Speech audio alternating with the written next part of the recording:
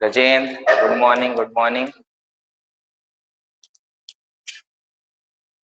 तो अच्छे मौसम के साथ आज दिन की शुरुआत करते हैं। Good morning.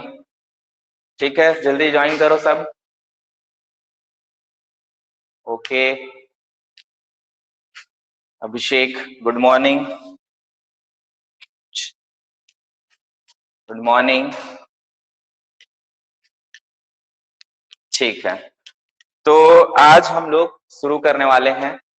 वैसे तो प्रेशर का कल थोड़ा मोड़ा इंट्रोडक्शन देख लिए थे, बट एक बार शुरू से ही हम लोग एक बार रिकैप कर लेते हैं कि क्या क्या प्रेशर के बारे में उसको जान लेते हैं। ठीक है, तो अच्छे से पढ़ाई कर रहे होगे, ध्यान से पढ़ो। उम्मीद है कि अच्छा कर लोगे, है ना। तो चालू करें फिर। ओके, चलो ठीक। तो बात कर रहे थे हम लोग प्रेशर के बारे में। ठीक है, प्रेशर क्या होता है? प्रेशर क्या होता है बताया था मैं। प्रेशर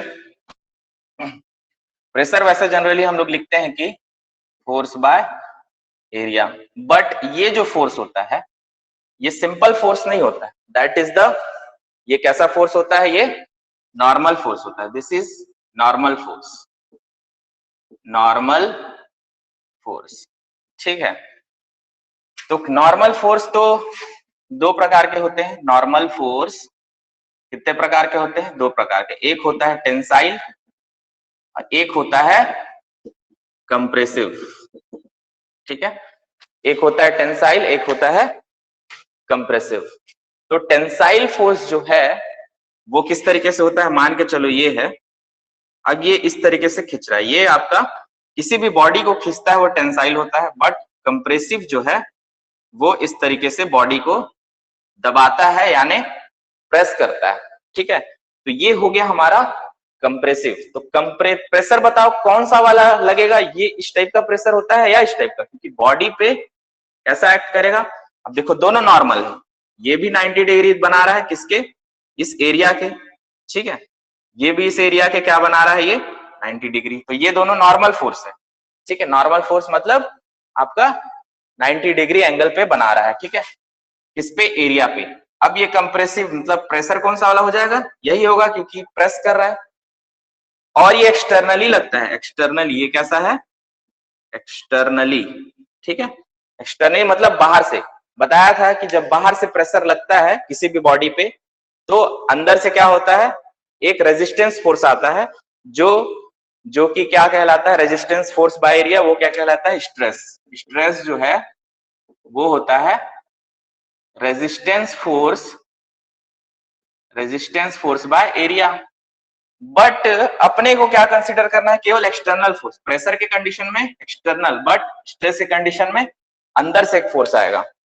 स्ट्रेस के कंडीशन में अंदर से एक फोर्स जनरेट होगा जो कि क्या करेगा? जैसे कि यहां है ये, तो यहां पे ये रेजिस्टिंग फोर्स। तो हमको ये वाला पार्ट नहीं पढ़ना है एफएम में, फ्लूइड मैकेनिक्स में हमको ये पार्ट नहीं पढ़ना है। अपने को कौन सा पढ़ना है? एक्सटर्नल फोर्स वाला पार्ट पढ़ना, क्योंकि ये बाहर से लग रहा है वो प्रेशर का। बट ये वाला पार्ट जो है वो strength of material mechanics of solid में पढ़ना होगा। ठीक है, तो अपने को काम कहाँ है? Fluid mechanics. फ्लूइड मैकेनिक्स में हम प्रेशर जो है केवल लिक्विड या गैस में ही हम लोग जनरली देखते हैं। ठीक है, अगर अगर प्रेशर सॉलिड के टर्म में आएगा, अगर सॉलिड के लिए होगा तो वो उसको हम लोग नॉर्मल स्ट्रेस बोलते हैं। अगर प्रेशर सॉलिड के लिए आएगा तो उसको हम लोग क्या बोलते हैं? Normal stress. ठीक है, तो लिक्विड और गैस के लिए जनरली प्रेशर यूज होता है। तो इसका मतलब क्या कंक्लूजन निकला हमारा? यहां से ये कंक्लूजन निकलता है कि जो हमारा नॉर्मल फोर्स है वो कैसा कैसा फोर्स एक्ट करेगा? ये एक तो हमारा नॉर्मल कंप्रेसिव फोर्स, ये कंप्रेसिव। ठीक है, ये होता है प्रेशर बाय प्रेशर। क्या हो जाएगा? यही आपका यही force, that is normal force by area, ये वाला हो जाएगा। ये ऐसा लिखने का मतलब ये है नॉर्मल फोर्स, बट कंप्रेसिव होना चाहिए। नेचर कैसा है, वो कंप्रेसिव, जो प्रेस कर रहा है। तो ये हो गया, ठीक, बातें यहां तक हो गई। अब आगे देखते हैं कि चलो इसको, अब ये है कि मान के चलो प्रेशर का बेसिकली सिग्निफिकेंस क्या है, मान के चलो, ठीक है, ठीक। एक मोटा आदमी होता है और एक पतला है, ठीक है, तो किस पे ज्यादा प्रेशर पड़ेगा, नीचे से, यानी जहां पैर है उसका फिट है वहां से किसको ज्यादा प्रेशर पड़ेगा, मोटे इंसान को। देखो ये है आपका, ये आपका मोटू है, ठीक है, इसका फिट ऐसा है, ठीक, ये आंखें उसकी, ठीक, और जुल्फें, ठीक है, छोड़ो हटाओ। यहाँ पे ये आपका हो गया एक पतला, पतला इंसान, ठीक, इसका फिट ऐसा, ये, ठीक। अब बात करते हैं इसका वेट, कुछ ना कुछ होगा, कुछ होगा वेट इसका, इसका क्या है, वेट, जिसको हम लोग बोलते हैं mg, जो मास होगा अगर इतना किलो है तो उतना, ठीक है। इसका भी कुछ ना कुछ वेट होगा, इसका भी mg होगा, बट ये ये मोटू का m1 इसको ले लो और इसको m2g, ठीक है। तो यहाँ पे किसका किसका मास ज्यादा होगा, मोटे आदमी का, ठीक है, मोटू पतलू, ठीक है, तो किसका ज्यादा होगा मास, m1 वाले का ज्यादा होगा m2 से। इसका मतलब वेट जो है मोटू का ज्यादा होगा यहाँ पे, मोटे आदमी का, ठीक। तो इसके कारण क्या हो रहा है, इस वेट के कारण, इसका फिट है ये, इसमें एक रिएक्शन आ रहा है इसके दोनों फिट पे, यहाँ पे भी एक रिएक्शन आएगा, यहाँ पे भी नॉर्मल रिएक्शन आएगा। ये कैसा रिएक्शन आएगा, नॉर्मल रिएक्शन इसके फिट पे, ठीक। तो ये जो आएगा, ये अगर टोटल प्रेशर इस पे कितना पड़ रहा है, मान के चलो अगर P पड़ रहा है, यहाँ पे भी P पड़ रहा है, लेकिन यहाँ पे अगर इसका प्रेशर है, इसका P1 ले लो, इसका P1, इसका P2 और इसका P2, ठीक। तो ये फीट का जो एरिया है, इसके फीट का एरिया है वो A है, दोनों का सेम है, दोनों फीट। अब देखो मोटे और पतले का अगर हाइट सेम है तो जरूरी नहीं है कि उसका फीट का जो एरिया होगा, सरफेस एरिया, वो छोटा होगा या बड़ा होगा, दोनों का मान लेते हैं कि सेम है। तो ये जो फोर्स आ रहा है, जो रिएक्शन आ रहा है, यही जो होता है आपका, ये जो फोर्स आ रहा है, इसके कारण यहाँ पे चलो F फोर्स लो, फोर्स, ठीक है, F1 फोर्स आ रहा है, क्योंकि नॉर्मल रिएक्शन, क्योंकि ये फोर्स है mg, प्रेशर तो आएगा नहीं बाय एरिया, इसको F2 और इसको F2, ठीक है। तो किस पे ज्यादा फोर्स पड़ेगा, F1 वाला ज्यादा है या F2 वाला ज्यादा है, ठीक है, किस पे ज्यादा होगा, F1 वाला होगा या F2 वाला ज्यादा होगा, बताओ।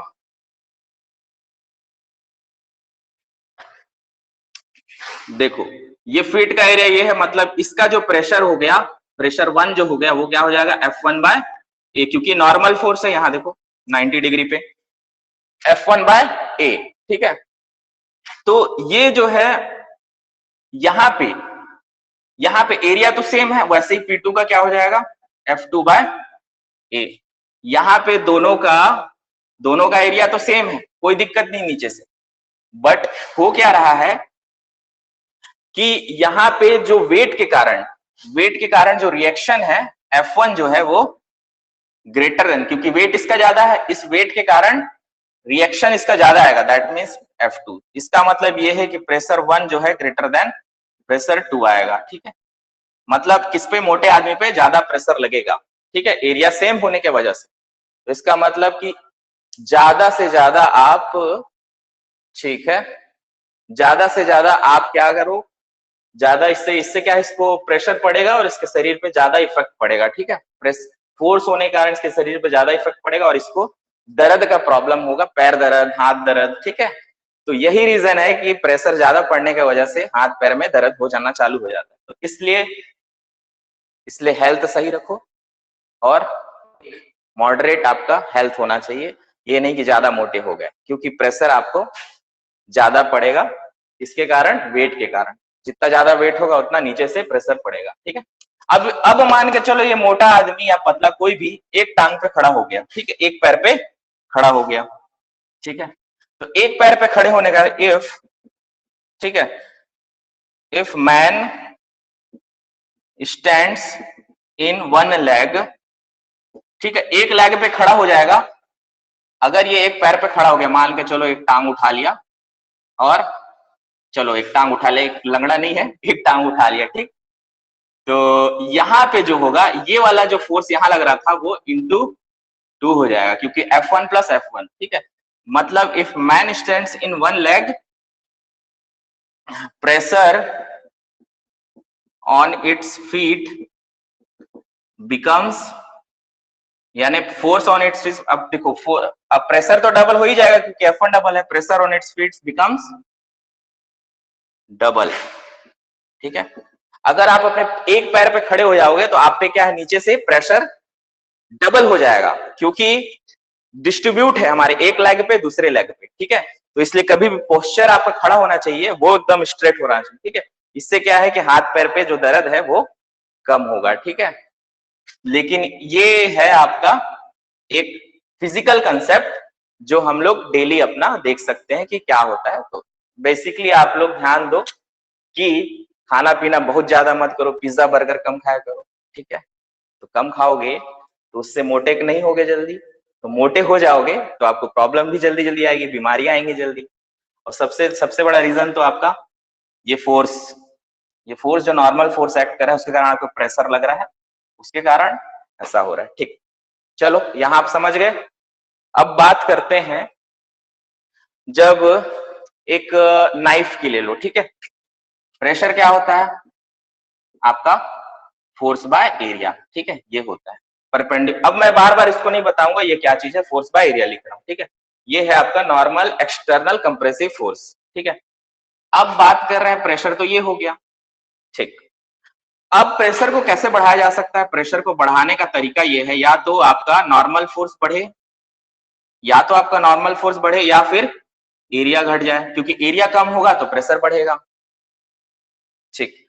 अब प्रेशर कम कैसे कर सकते हैं, किसी भी बॉडी का प्रेशर कम कैसे कर सकते हैं, या तो ये घट जाए या फिर ए बढ़ जाए, ठीक है।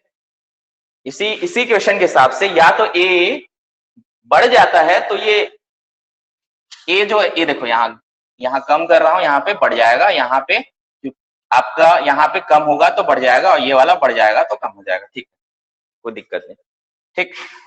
अब ध्यान दो, यहां से फिजिकल कंसेप्ट आता है कि क्या होता है, एक है शार्प नाइफ, एक धारदार चाकू, ठीक है। अब चाकू धारदार है, मतलब कि उसका जो है एकदम पॉइंटेड नाइफ होता है, एकदम पॉइंटेड। तो इसका जो एरिया होता है बहुत कम होता है, ठीक है। इसका जो एरिया होता है नाइफ का बहुत कम होता है। इस वजह से जो प्रेशर है, हम कम से कम फोर्स से प्रेशर जो है, प्रेशर इसका जो है F बाय ए बहुत कम है, इसलिए इसका क्या हो जाएगा, प्रेशर बहुत ज्यादा हो जाएगा कम। इसीलिए क्या होता है कि कभी भी आप हाथ पे रखो, धारदार चाकू से हल्का सा भी करोगे, क्योंकि एरिया कम है इस वजह से वो आपका कुचुक से खून निकल जाता है, ठीक है। तो ध्यान देना है, धारदार नाइफ को कम पकड़ो, है ना। उसका यूज सही ढंग से सिर्फ सब्जी काटने के लिए करो, इंसान मत काट देना, ठीक है। चलो अब एक होता है हमारा बर्फीले इलाके पे होता क्या है कि जो बर्फीला जो जगह होता है वहां पे हम लोग क्या करते हैं कि एक शूज होता है, स्नो शूज, क्या बोलते हैं उसको, स्नो शूज, ठीक है। तो प्रेशर कम करने के लिए ताकि जो बर्फ होता है उसमें धस मत जाए आपका पैर, उस प्रेशर को कम करने के लिए उस जूते का जो है ना एरिया, इतना बड़ा रहता है, पैर इतना छोटा उसमें लगे रहता है, ठीक है। तो एरिया जो है आपका बहुत ज्यादा कर देते हैं, इससे क्या हो जाता है, प्रेशर जो है आपका कम हो जाता है। जब प्रेशर कम है तो बर्फ में आप धंसोगे नहीं, ठीक है। तो यही एक कंसेप्ट है इसका। ये अब जो कंसेप्ट हम लोग पढ़ चुके हैं ये था सिंपल सा जनरल कंसेप्ट जो हम लोग अपने प्रैक्टिकल लाइफ में देखते हैं, जो हम लोग प्रैक्टिकल लाइफ में जी रहे हैं। तो ये सिर्फ नॉलेज के लिए था कि इसको देख लो कैसे प्रेशर जो है वैरी करता है एरिया के साथ और इस फोर्स के साथ। और फोर्स कब ज्यादा होगा, जब आपका वेट ज्यादा होगा, और एरिया जो है, एरिया को बढ़ा दोगे तो प्रेशर आपका कम हो जाएगा, और एरिया को घटा दोगे तो प्रेशर आपका ज्यादा हो जाएगा। इसलिए छोटे से कम एफर्ट के साथ, नाइफ के साथ आप ज्यादा प्रेशर लगा सकते हो।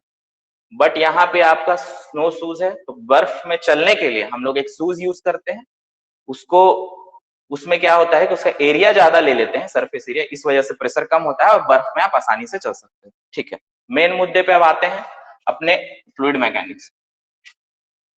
ठीक है, तो ये सिर्फ नॉलेज वाली बातें थी कि क्या है कैसे, समझने वाली बातें थी कि हाँ ठीक है सर ऐसा होता है, अच्छा ऐसा होता है, ठीक, क्यों होता है, क्या होता है, समझाने के लिए था। अब बात करते हैं हमारे फ्लूइड मैकेनिक्स में। ठीक, फ्लूइड जो है, फ्लूइड पानी, ठीक है, हमेशा पानी ही की बात करते हैं, फ्लूइड पढ़ रहे थे ना।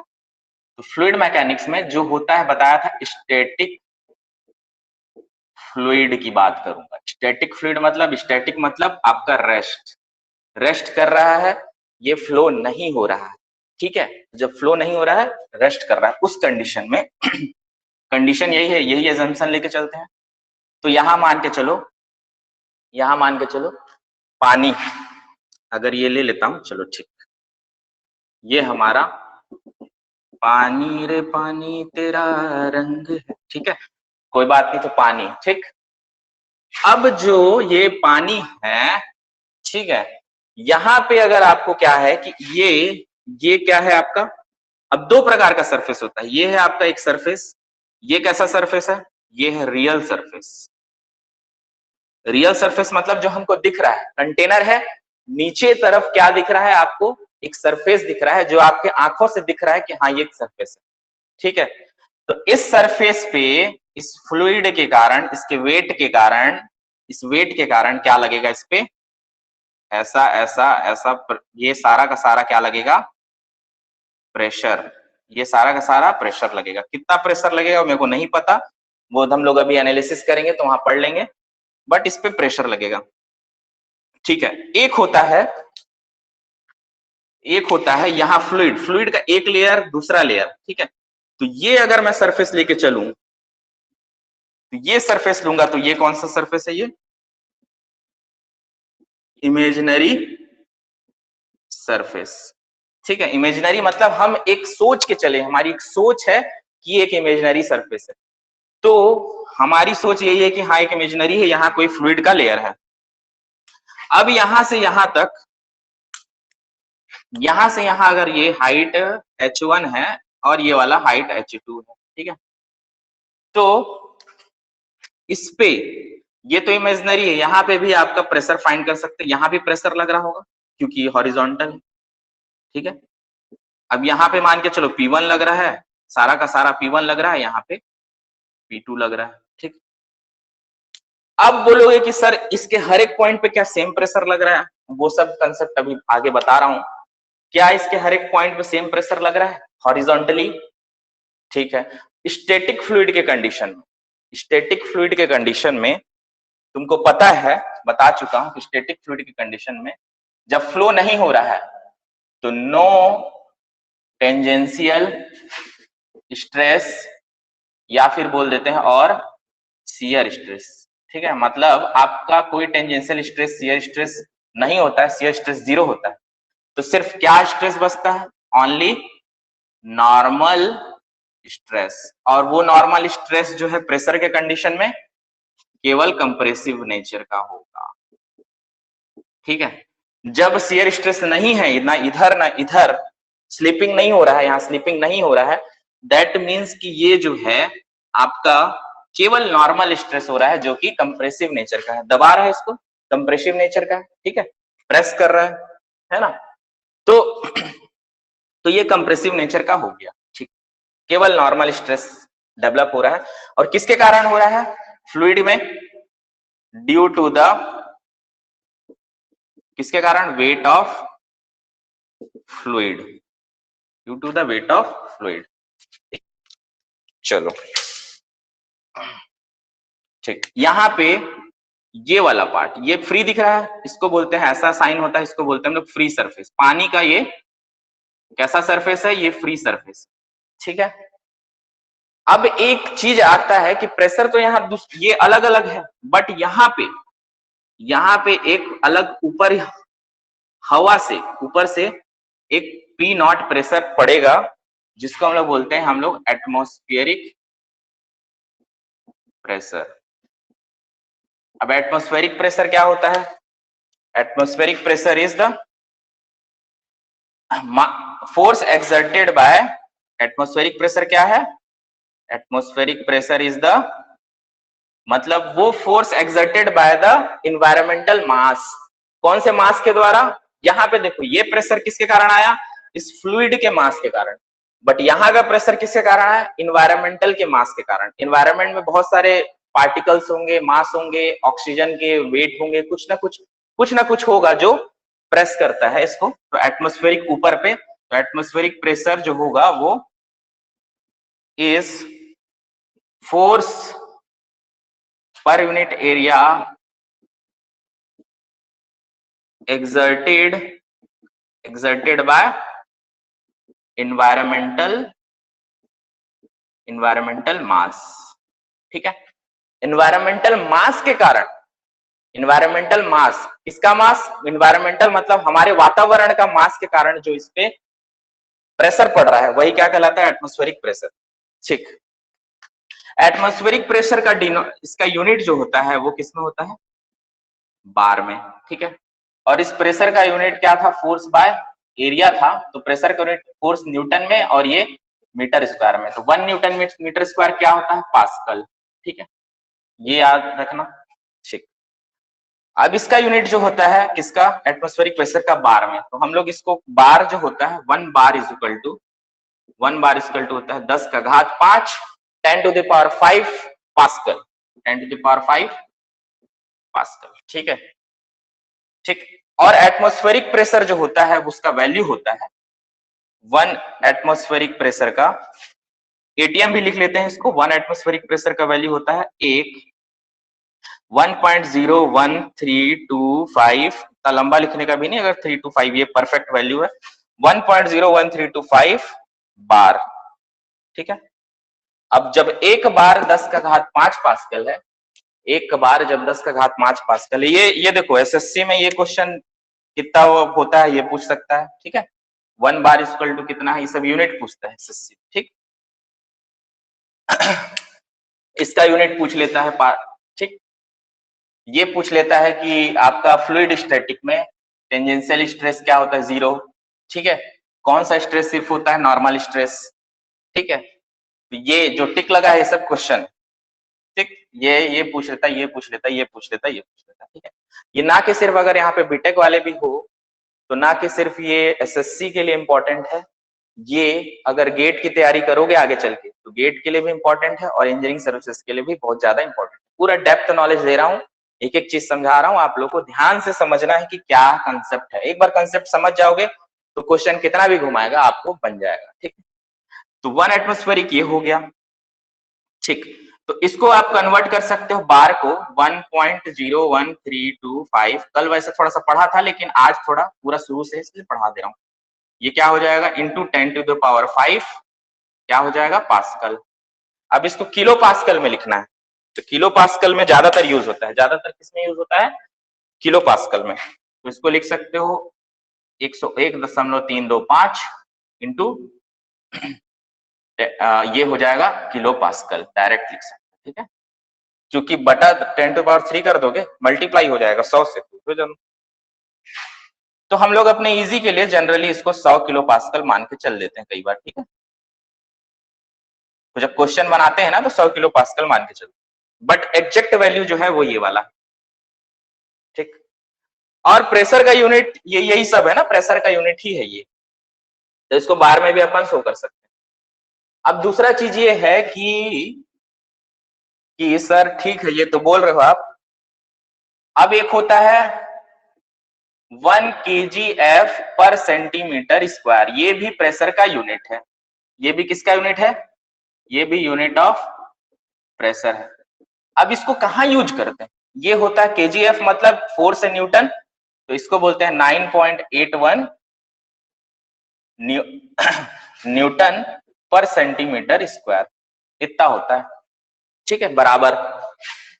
ठीक, तो इसको लिख सकते हो 9.81, सेंटीमीटर को मीटर में कन्वर्ट करोगे तो क्या हो जाएगा, 10 का घात, माइनस से ऊपर तो ऊपर में जाके क्या हो जाएगा 4, 10 का घात 4 न्यूटन पर मीटर स्क्वायर, मतलब 9.81 इंटू 10 का घात 4 पास्कल, ठीक है।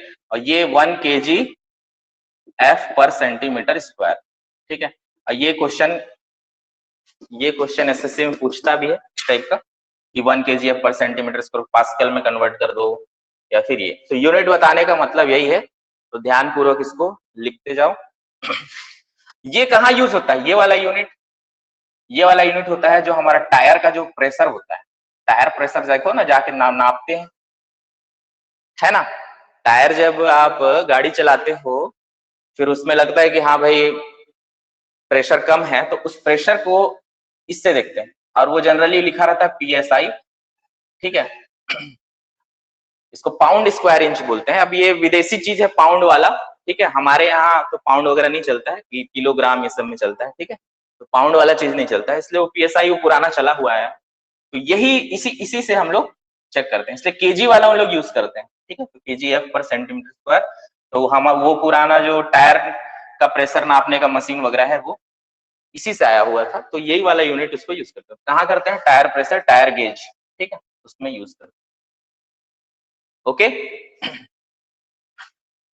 तो लिख लो, फिर मिटाऊंगा, लिख लोगे तो बताना, फिर आगे देखते हैं।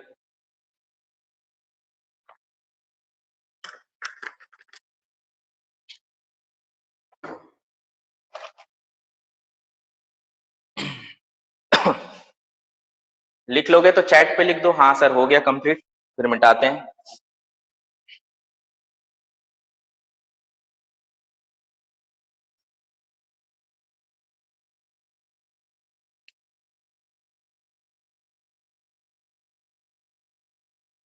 हो गया, लिख लिए सर, ठीक है, ओके फाइन। मजा आ रहा है ना, मतलब प्रेशर का आप पूरा डेप्थ नॉलेज ले रहे हो, हाँ सर क्या होता है, क्यों होता है, कैसे होता है ना। और ये सीखना सिर्फ ना सिर्फ आपको किसी एग्जाम के तैयारी के लिए, ये आपके एक प्रैक्टिकल नॉलेज एक माइंड में होना चाहिए कि हाँ ऐसा होता है, और यही अच्छी बात है कि आपको नॉलेज हो रहा है, तो नॉलेज लो, और कम से कम कल बता आपको पता चलेगा भाई टायर प्रेशर इसमें होता है ना, PSI के रूप में रहता है ना। उसके बाद फिर एटमॉस्फेरिक प्रेशर ये होता है जो बाहर से एटमॉस्फेरिक प्रेशर पड़ता है, ये जो है ये स्टैंडर्ड एटमॉस्फेरिक प्रेशर है, ये कहाँ से, ये वैल्यू जो है आपकी कहाँ फाइंड होती है, अब ये भी क्वेश्चन पूछ सकता है, चलो हटा रहा हूं।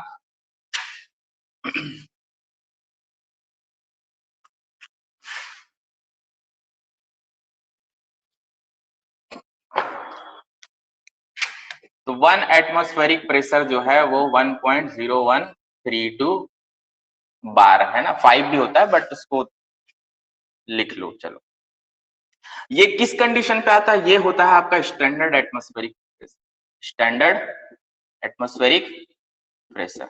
अब ये कब आता है, सी लेवल पे, कहाँ चेक करते हैं इसको, सी लेवल पे, देखोगे समुद्र तल का प्रेशर नाप के, है ना, इतना होता है, किसने कितने पे, 15 डिग्री सेंटीग्रेड पे स्टैंडर्ड टेम्परेचर है, और जो डेंसिटी रहेगा 1.15 kg पर मीटर क्यूब, ठीक है। अब ये डेंसिटी किस चीज का है भाई, अब समुद्र तल है, वहां पे ये प्रेशर नाप रहे हैं, यहाँ 15 डिग्री सेंटीग्रेड का तापमान है, और ये यहाँ पे एयर ही है, एयर है ना, तो इस एयर का जो डेंसिटी रहेगा वो 1.15 kg पर मीटर क्यूब, इसलिए जनरली एयर का जो डेंसिटी होता है, एयर का जो घनत्व होता है, एयर का जो घनत्व है वो यही होता है, ठीक। तो ये पानी है, समुद्र, समुद्र, क्या बात कर रहे हो सर, जाने का मन कर रहा है नहीं, ठीक, तो समुद्र है, 15 डिग्री सेंटीग्रेड पे एयर जो है उसका डेंसिटी इतना होता है, तो इसी स्टैंडर्ड वैल्यू पे जो आपका प्रेशर नापा गया है वो इतना है, तो इसको स्टैंडर्ड एटमॉस्फेरिक प्रेशर बोलते हैं।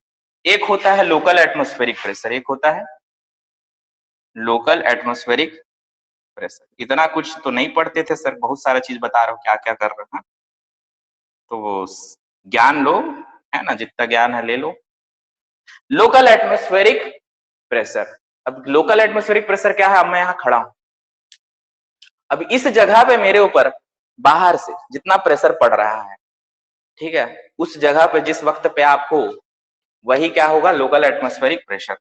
बट इसको हम नाप तो सकते नहीं, ये कोई स्टैंडर्ड वैल्यू तो है नहीं, इसीलिए जनरली इसको इसको हम लोग इतना ही मान के चलते हैं, इतना ही लगभग है।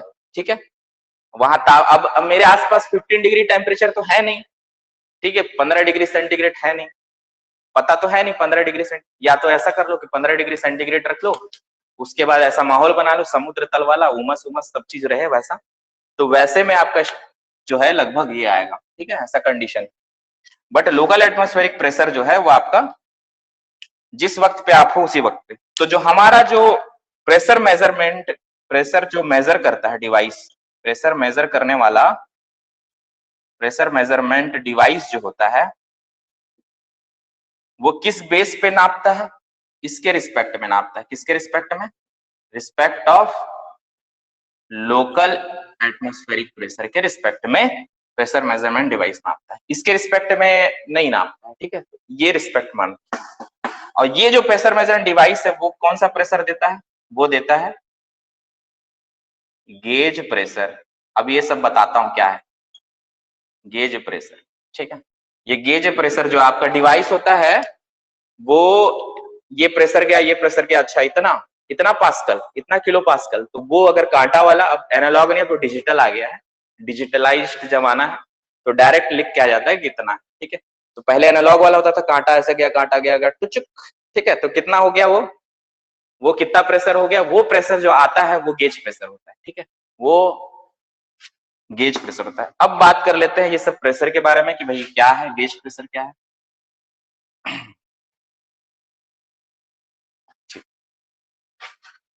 लिख लिया होगा उम्मीद है।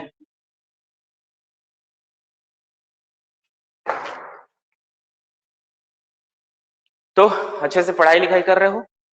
ठीक है, ज्यादा पढ़ने की जरूरत भी नहीं है, 3-4 घंटे कम से कम पढ़ो मिनिमम, है ना। और जो क्लासेस है आपकी कॉलेज में हो रही हैं करो, बीटेक स्टूडेंट भी होंगे कुछ ना कुछ यहाँ, है ना, और डिप्लोमा वाले तो हैं ही काफी, तो बेटर है कि तैयारी अच्छे से करो। ये चीज आपको काफी डेप्थली मैं बता रहा हूँ, ये सब प्रैक्टिकली बेस पे भी बताता हूँ, क्योंकि यहाँ वर्कशॉप का आपका बेसिक मकसद है न कि सिर्फ आपका एग्जाम ही निकले, आपको नॉलेज भी। ठीक है, तो आप नॉलेज गेन करो, दिस इज इम्पोर्टेंट, ये ज्यादा इंपॉर्टेंट है। पढ़ाई करो तो नॉलेज गेन करने के पर्पज से पढ़ो, वो ज्यादा अच्छा होगा, है, क्योंकि कल के डेट में आप जितना नॉलेज गेन करोगे उतना आपका सम्मान बढ़ेगा, है ना। कुछ पता ही नहीं है तो आपको कुछ नहीं, क्या बोलोगे, यार इसको तो कुछ नहीं आता, तो कोई दिक्कत नहीं है, सीखने के लिए कोई उम्र नहीं होता, है ना। बचपन में भी सीख सकते थे, बड़े होके भी सीख सकते हैं, बूढ़े होके भी सीख सकते हो, जब चाहो तब पढ़ाई करो, है ना।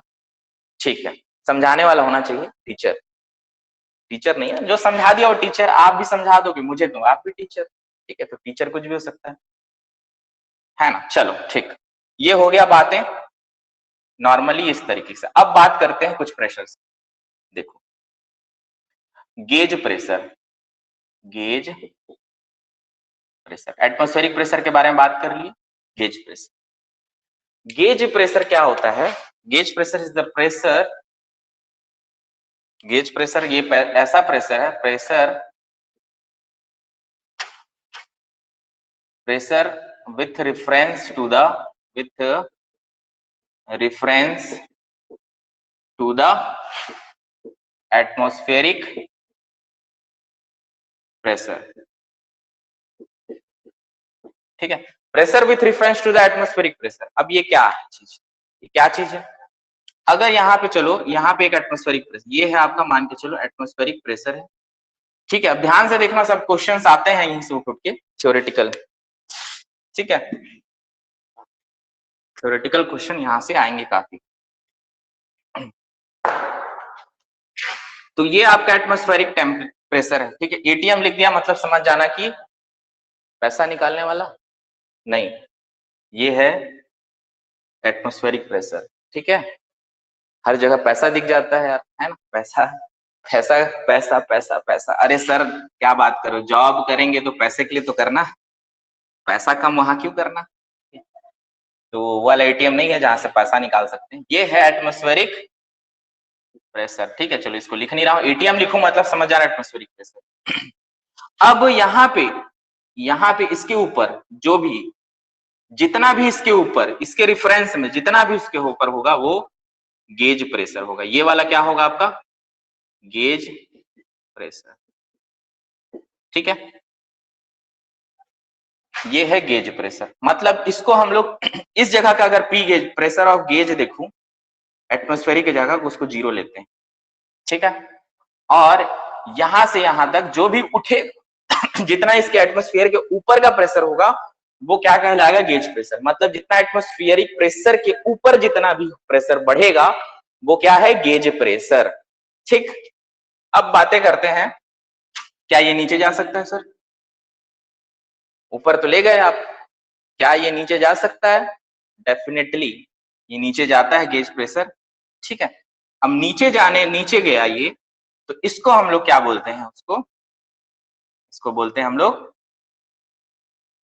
क्या बोलते हैं? This is your positive gauge pressure, और इसको बोलते हैं निगेटिव गेज प्रेशर। ठीक है, निगेटिव गेज। और यही निगेटिव गेज जो एटमॉस्फेयर के जितना नीचे का प्रेशर होगा, एटमॉस्फेयर ये है, इसके जितना नीचे का प्रेशर होगा, यही प्रेशर क्या कहलाता है? Negative gauge. और उसी को हम लोग बोलते हैं वैक्यूम प्रेशर। ठीक है, तो ये प्रेशर जो जनरली मेंटेन किया जाता है, वैक्यूम फ्लास्क वगैरह होते हैं ना, उस पे मेंटेन किया जाता है निगेटिव गेज प्रेशर। और निगेटिव गेज प्रेशर करने का मतलब क्या है? यहाँ पे मतलब ये है कि जितना ज्यादा हो सके जो छोटे छोटे पार्टिकल मास होते हैं वो कम से कम हो जाएंगे, तो वो कम होंगे तो कम प्रेशर लगेगा। दैट मीन्स ये यहां तक हो गया निगेटिव गेज जा रहा है। ठीक है, इसको चलो निगेटिव गेज नीचे की तरफ जा रहा है। अब जो सबसे नीचे वाला प्रेशर होता है, सबसे नीचे वाला मतलब एटमॉस्फेयर के भी नीचे होता है, वो प्रेशर होता है,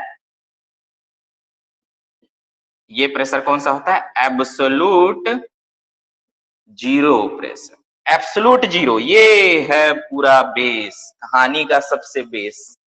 ठीक है, इस प्रेशर, ये सबसे कम प्रेशर होता है एब्सोलूट जीरो, जहां पे मास वगैरह जो पार्टिकल का, हवा का भी मास, उसके अंदर एक एक पार्टिकल, 0 पार्टिकल, एक भी पार्टिकल नहीं।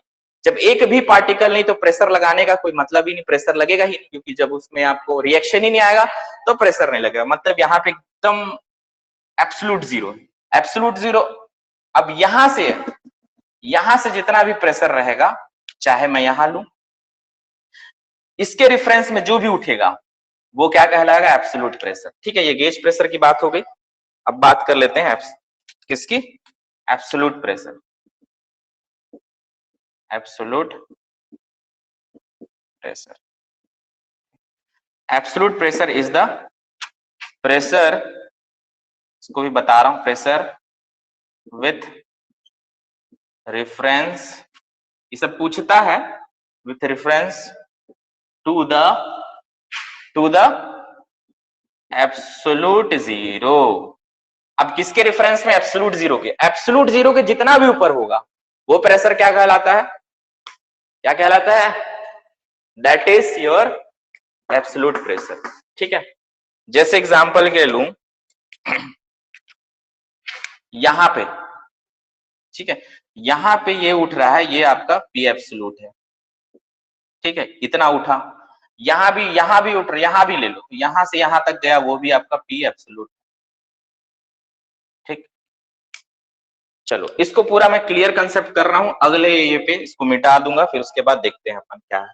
ठीक है, तो एब्सोलूट जीरो से यहाँ एब्सोलूट जीरो है, दिस इज एब्सोलूट जीरो। अब इससे ऊपर जितना भी उठेगा वो पी एब्सोलूट हो। ठीक है, भले ही बीच में एटमॉस्फेरिक प्रेशर आ जाए, कुछ भी आ जाए। तो इससे क्या क्या निकल के आता है कि भाई हो सकता है एटमॉस्फेयर ऐड होगा या नहीं भी होगा, कोई दिक्कत नहीं है। ठीक है, तो इससे क्या होगा? पी एब्सोलूट जो है, यहाँ पे पी एब्सोलूट है, वो क्या होता है? अगर यहाँ पे है तो देखो ये वाला P atmosphere plus P gauge, P atmosphere plus P gauge, तो P atmospheric pressure plus P gauge. यही क्वेश्चन पूछते रहता है क्या होता है। ठीक है, तो ये पूछता भी एसएससी। तो P absolute is atmospheric pressure plus आपका गेज प्रेशर। ठीक, हो गई बातें। तो जो जो क्वेश्चन आता है वो मैं टिक करा देता हूँ, हाँ हाँ इस टाइप का आता है, देख लेना। और वैसे भी मैं पिछले क्लासेस में भी सर गेज प्रेशर को निगेटिव लेंगे या पॉजिटिव, हम लोग ऑलवेज निगेटिव ही जानते हैं। गेज प्रेशर ऐसा नहीं है, गेज प्रेशर अगर निगेटिव होता है उसको हम लोग बोलते हैं वैक्यूम प्रेशर, हमेशा ऐसा। गेज प्रेशर, चलो बता दे रहा हूँ, गेज प्रेशर ये पॉजिटिव भी हो सकता है और ये नेगेटिव भी हो सकता है, और पॉजिटिव और नेगेटिव दोनों होता है। अब नेगेटिव वाले को हम लोग बोलते हैं vacuum, vacuum pressure. But absolute pressure जो होता है, एब्सोल्यूट प्रेशर जो होता है वो केवल और केवल ओनली पॉजिटिव ही होता है, ठीक है। क्योंकि इस एटमॉस्फेयर के तो ये एटमॉस्फेयर हमेशा ऊपर रहेगा, इसलिए पॉजिटिव ही रहेगा आपका एब्सोल्यूट। देखो ऊपर ही जा रहा है, ऊपर ही जा रहा है, बट ये पॉजिटिव जा सकता है, ये नेगेटिव जा सकता है। तो पॉजिटिव और नेगेटिव, जो आपका मेजरमेंट डिवाइस है, किसी भी चीज का प्रेशर नापते हो, आपका ब्लड का प्रेशर नापे, ठीक है, ब्लड का प्रेशर, ब्लड का प्रेशर कितना होना चाहिए, 80 से 120, क्या चीज, ये सही के फॉर्म में रहता है। तो अगर आप ब्लड का प्रेशर यहाँ यहाँ पे पट्टा बांधते हैं, ठीक है, उसके बाद क्या है, पंप अप होता है, पंप करते हैं, फिर देखते हैं कि ब्लड कितने देर तक उस चीज को रेजिस्ट कर पा रहा है, तब उसके बाद चेक करते हैं कि हाँ मीटर पे कितना आ रहा है, ठीक है। तो 80 से 120, तो वो जो प्रेशर होता है, वो जो प्रेशर होता है, वो प्रेशर क्या कहलाता है, वही गेज प्रेशर है, ठीक है। जो हमारा ब्लड प्रेशर से लेके जितना भी मेजरमेंट जो हम लोग करते हैं वो ब्लड, वो गेज प्रेशर, और वही गेज प्रेशर तो पॉजिटिव होता है, वैक्यूम तो होगा नहीं, ठीक है। जो बाहर की चीजें हैं वो सब पॉजिटिव में आती है, तो निगेटिव वाला चीज नहीं है, आप लोग भले ही पढ़े होगे तो गलत पढ़े होगे, ठीक है। ठीक, क्लियर कर लेना, और जो पढ़ाया होगा मेरे से बात करा देना उसको, ठीक। या बुक में भी दिया होगा तो भी बुक को गलत साबित कर देंगे अपन, ठीक, यही बोल सकता हूँ।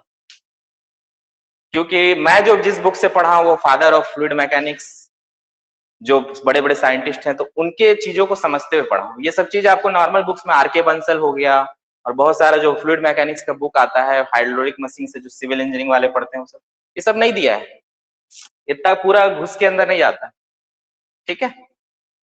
ओके, चेक कर लेना कहीं बुक बुक पे जो पढ़ा रहा हूँ उससे, सिंपल सा एक फॉर्मूला लिख देंगे, न्यूमेरिकल बनाएंगे और कर देंगे, ठीक है। चलो ये बातें हो गई, और इसको एक बार और क्लियर करूंगा, तुम लोग को प्रेशर को क्लियर करना जरूरी है।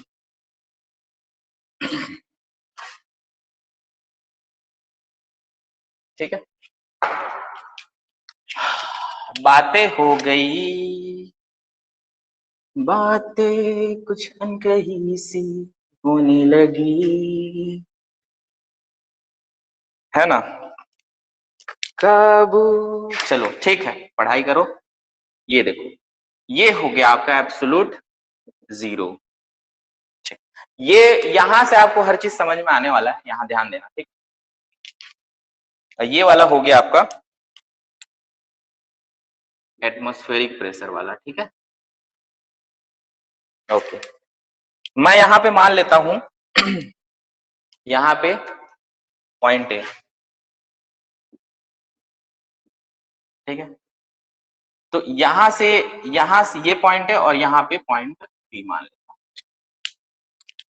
तो यहां से यहां उठेगा, ये क्या है आपका पी, ये है आपका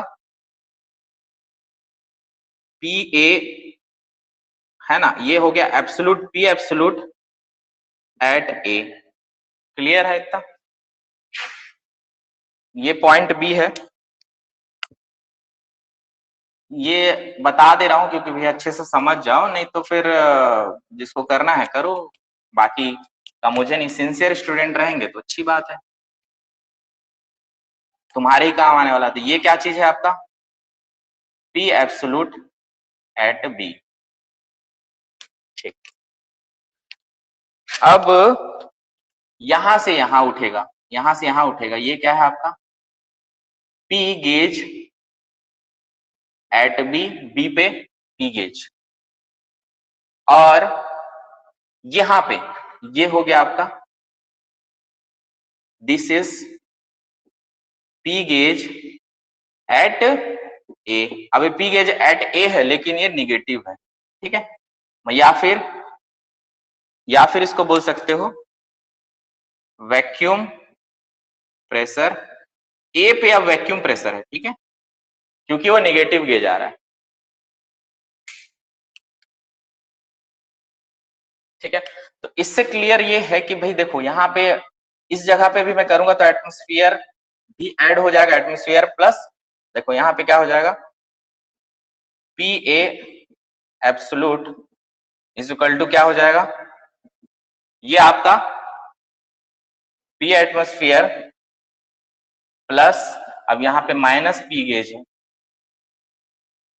है ना, पी ए गेज, मतलब क्या हो जाएगा, P atmosphere minus P A आपका गेज वाला, कहाँ पे, पी ए एब्सोल्यूट पे, समझ गए, इसलिए कम हो रहा है। और यहाँ पे बी पे पी बी एब्सोल्यूट जो है प्रेशर रहेगा वो P atmosphere plus P B gauge, ठीक है, यहाँ चेंज करने की जरूरत नहीं। तो ये बेसिकली इसको इस डायग्राम से आप लोग क्लियर कर लो, ठीक है, इसको लिख लो, समझ में आ गया, ठीक है। क्यों माइनस क्यों आया, क्योंकि ये नेगेटिव था, तो गेज प्रेशर नेगेटिव होने के कारण नेगेटिव प्रेशर ले लिए, ठीक है, तो ये हो गया, और यहाँ पे ये, ठीक, लिख लो। देखो अटेंडेंस यहाँ पे वर्कशॉप पे रखो, क्योंकि आप लोग को शायद सर्टिफिकेट प्रोवाइड कराएंगे, तो सर 80% रहना चाहिए। अब आप लोग ये अटेंडेंस होता कहाँ है सर, यहाँ देखो अटेंडेंस जो आपका एप्लीकेशन है उसमें जो अटेंडेंस होता है, अगर आप 15 मिनट के लिए भी बाहर जा रहे हो छोड़ के, तो 2 घंटे में 15 मिनट गया, मतलब आपका कितना हो गया, एक कुछ कम हो जाएगा कुछ परसेंटेज, तो हो सकता है 80% ले, 85% ले, वो तक शो करता है टीचमेंट इस एप्लीकेशन में, ठीक, मतलब आप आधे 1 घंटे क्लास करोगे तो आपका अटेंडेंस 50% आज के दिन का। तो ऐसा मत सोचो कि 2 मिनट अटेंड कर लिए तो मेरा अटेंडेंस पूरा जा रहा है, ठीक है। तो ओवरऑल परसेंटेज जिसका 80 रहेगा उसको मिल जाएगा, क्योंकि वो काम आएगा आप लोग को प्राइवेट कंपनी सब चीज के लिए भी थोड़ा मोड़ा शो करने का, इसलिए अटेंडेंस रखो, और अटेंडेंस रखोगे तो तुम ही लोग काम आएगा, भाई पढ़ाई कर रहे हैं तो है, मेरे काम तो आने वाला नहीं।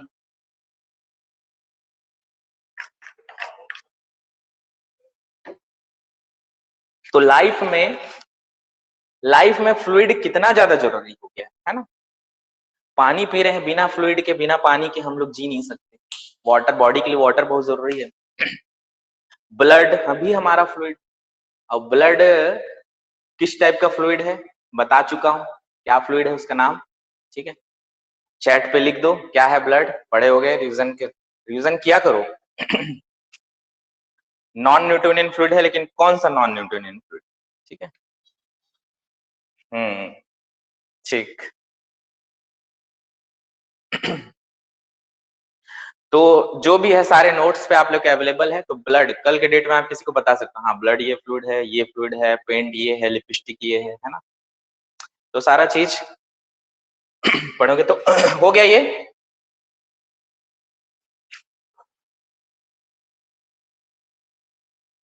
हाँ गेज प्रेशर 0 बिल्कुल हो सकता है, गेज प्रेशर एटमॉस्फेरिक प्रेशर पे इस जगह पे 0 होगा, पी गेज बताया तो था, लिखाया था इसके जस्ट पहले, मतलब at at atmospheric pressure P gauge is equal to 0, ठीक है। ये भी क्वेश्चन एसएससी में आ जाता है, तो बीच बीच में, ठीक है, तो समझने वाली बात है ना, ठीक है, क्लियर। तो एटमॉस्फेरिक प्रेशर पे गेज प्रेशर हमेशा 0 होगा, ठीक है, मतलब इस जगह पे। चलो अब बातें करते हैं हम लोग कुछ अच्छी चीज की, जो बहुत इंपॉर्टेंट है, जो एसएससी से लेके सारे चीज में आने वाला है, वो है, चलो मिटाओ, लिख लिया, हो गया, चलो। उम्मीद से ही दुनिया कायम है भाई, उम्मीद करते रहो, चाहे पढ़ाई हो, चाहे लिखाई हो, या फिर ठीक है छोड़ो, चलो चलते हैं। अब या नौकरी पाने की चाहत है ना, लाइफ में पैसा कमाने की चाहत, सुकून तो किसी को नहीं है जीवन में। हर किसी को चाहिए कि हाँ भाई, जो पैसा कमा रहा है उसको लगता है और पैसा कमाऊं। जो जॉब पा जाओगे तब भी सुकून नहीं मिलेगा, लगेगा कि यार बिजनेस भी कर लेना चाहिए साइड में। तो इस तरीके से सुकून तो नहीं मिलेगा। तो कोशिश करो कि जहां जितना हो उतना सुकून रहो, सुकून से जिंदगी जियो, तो स्ट्रेस कम होगा। अगर स्ट्रेस स्ट्रेस आ जा रहा है बार बार, हम लोग स्ट्रेस तो यूज करते हैं लेकिन स्ट्रेस का पता ही नहीं रहता है क्या है। वो आज पढ़ रहे हो तो समझ में आ रहा है स्ट्रेस क्या है। इंटरनल फोर्स जो है, अंदर फोर्स लग रहा है, वो स्ट्रेस कहाँ से? बाहर के प्रेशर से आपको स्ट्रेस हुआ, अंदर बाहर का प्रेशर पड़ा, अंदर स्ट्रेस। तो एक्सटर्नल जो होगा वो क्या होगा? प्रेशर होगा। और जो अंदर से डेवलप होगा वो स्ट्रेस होगा। प्रेशर के कारण स्ट्रेस डेवलप हो जाता है। चलो अब बातें करते हैं पास्कल्स लॉ। पास्कल्स लॉ, ठीक है। इनका कहना ही नहीं, ये एक्चुअली है, फैक्ट है, एक्सपेरिमेंटल भी प्रूफ है कि pressure at A point in a static fluid. अब बातें हैं सिर्फ स्टैटिक फ्लूइड। कंडीशन क्या होगा स्टैटिक फ्लूइड का? मतलब रेस्ट पे ही बात होगी, है ना, मोशन में ला रहा है। कंडीशन कंडीशन कंडीशन क्या होगा? स्टैटिक फ्लूइड, ठीक है, स्टैटिक फ्लूइड रहेगा। और pressure at A point in a static fluid, pressure at A point in a static fluid, in a static fluid, इसमें क्या हो जाएगा? Is equal in all direction, सारा इक्वल रहेगा। Is equal in all direction, is equal in all direction. अभी क्या बोल दिए सर, ये क्या है? ठीक है, क्या बोल क्या दिए? स्टैटिक फ्लूइड में इक्वल इन ऑल डायरेक्शन, ठीक है। तो बच्चों ये क्या है कि अगर फ्लूइड है, यहाँ पे पानी ही पानी, यही यही एक ही डायग्राम बनते रहता नहीं। तो फ्लूइड है और यहाँ पे इस पॉइंट पे मैंने क्या किया? प्रेशर प्रेशर लगा दिया, कुचक दिया इसको, ठीक है, टच से कुचका, ठीक है। तो इस प्रेशर को लगाने के वजह से, इस प्रेशर को लगाने की वजह से, ये केवल कंडीशन किस पे है? फ्लूइड के लिए, ऐसा नहीं सॉलिड वॉलिड मत कर देना, ठीक। तो ये लगाने की वजह से ऐसा ऐसा करके प्रेशर डाल दिया, ठीक है, ऐसा प्रेशर, ठीक, ऐसा डाला।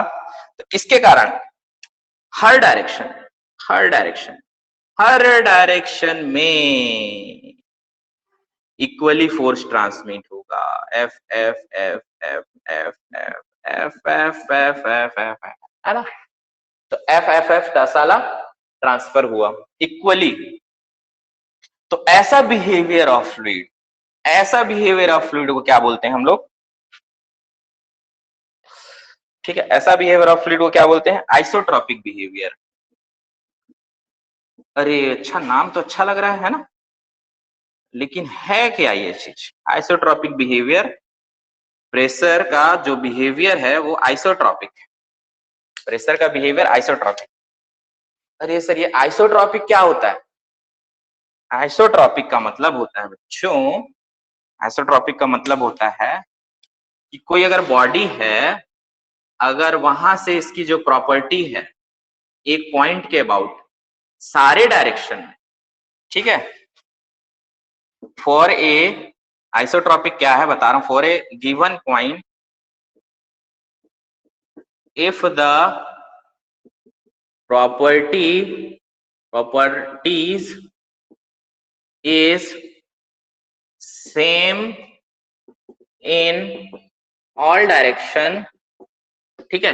अगर सेम है ऑल डायरेक्शन, मान लो ये कुछ भी प्रॉपर्टी हो सकती है, चलो फोर्स ही है ना, तो सारी जो प्रॉपर्टी है सेम रहेगी किसी गिवन पॉइंट पे सारे डायरेक्शन में, तो वो क्या कहलाती है? आइसोट्रॉपिक। तो आइसोट्रॉपिक बिहेवियर शो करता है प्रेशर, एक नंबर एसएससी क्वेश्चन, ठीक। ठीक है, एसएससी का क्वेश्चन आ जाएगा, इस पे पूछता है। तो ये जो है आइसोट्रॉपिक का मतलब हम लोग समझ गए। आगे बढ़ते हैं। तो आइसोट्रॉपिक बिहेवियर शो कर रहा है, तो ये पास्कल्स लॉ के कारण पता चल गया कि हमको कि कहीं भी आप कोचक दोगे तो सेम फोर्स हर डायरेक्शन पे देगा, ठीक है, फ्लूइड। अब ऐसा होने के कारण ये कैसा हो गया, ये इंडिपेंडेंट ऑफ डायरेक्शन हो गया, है ना। Depends only on the pressure point, सिर्फ प्रेशर पॉइंट पे डिपेंड कर रहा है, बाकी जो डायरेक्शन पे डिपेंड नहीं कर रहा है। तो मैग्नीट्यूड तो इसका एफ है, बट डायरेक्शन तो नेग्लिजिबल है, डायरेक्शन जो है इंडिपेंडेंट है, डायरेक्शन नहीं होगा। That means pressure is a scalar quantity. Scalar क्या होता है, स्केलर होता है, एक होता है स्केलर, एक होता है वेक्टर। तो स्केलर का मतलब क्या है, स्केलर मतलब जिसका सिर्फ मैग्नीट्यूड रहे, ओनली मैग्नीट्यूड। मैग्नीट्यूड का मतलब वैल्यू। अगर फोर्स इक्वल टू 20 न्यूटन दिया है, ठीक है, लेकिन ये पॉजिटिव भी हो सकता है या फिर नेगेटिव भी हो सकता है इसका पॉजिटिव हो या नेगेटिव हो।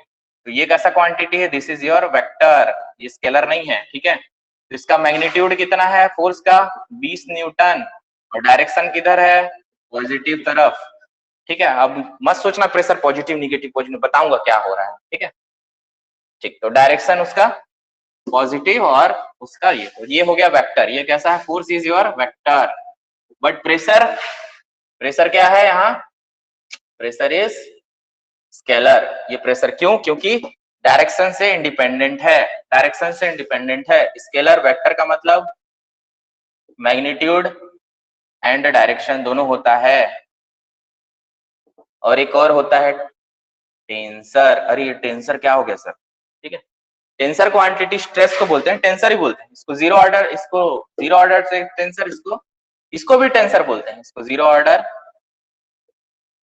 क्या क्या पढ़ा देते हैं सर एक्स्ट्रा एक्स्ट्रा, है ना। लेकिन याद रखो 1 order tensor, 1 degree order tensor. अब टेंसर का मीनिंग बेसिकली ये आता है, सेकेंड डिग्री ऑर्डर टेंसर, यही आता है। इसका मतलब ये है कि मैग्नीट्यूड भी रहेगा, नया चीज पढ़ लिए, मैग्नीट्यूड भी रहेगा, डायरेक्शन भी रहेगा, और ये प्लेन पे भी एक्ट करे। किस प्लेन पे है, किस डायरेक्शन, किस प्लेन पे, ठीक है, प्लेन पोजीशन, प्लेन या प्लेन और पोजीशन, ठीक है। तो सेकंड ऑर्डर, और ये क्या होता है, second order tensor is your stress. और यही क्वेश्चन जब स्ट्रेंथ ऑफ मटेरियल पढ़ोगे वहां पूछेगा, स्ट्रेस इज योर कौन सा quantity, tensor quantity. Simple tensor भी लिख सकते हो इसको, है ना। इतना मतलब इसको लिख लो, लेकिन ये चीज है, होता है, बट इसको टेंसर क्वांटिटी और stress, but pressure is your scalar quantity, this pressure. हा, दोनों का यूनिट न्यूटन पर मीटर स्क्वायर, दोनों का यूनिट न्यूटन पर मीटर स्क्वायर, इसका भी न्यूटन पर मीटर। लेकिन क्या ये तो मैग्नीट्यूड और डायरेक्शन और एक पोजीशन पे भी डिपेंड कर रहा है, किस जगह पोजीशन और वो है उसका, लेकिन यहाँ पे केवल और केवल मैग्नीट्यूड पे डिपेंड करता है, ठीक है। इसीलिए प्रेशर जो है scalar quantity.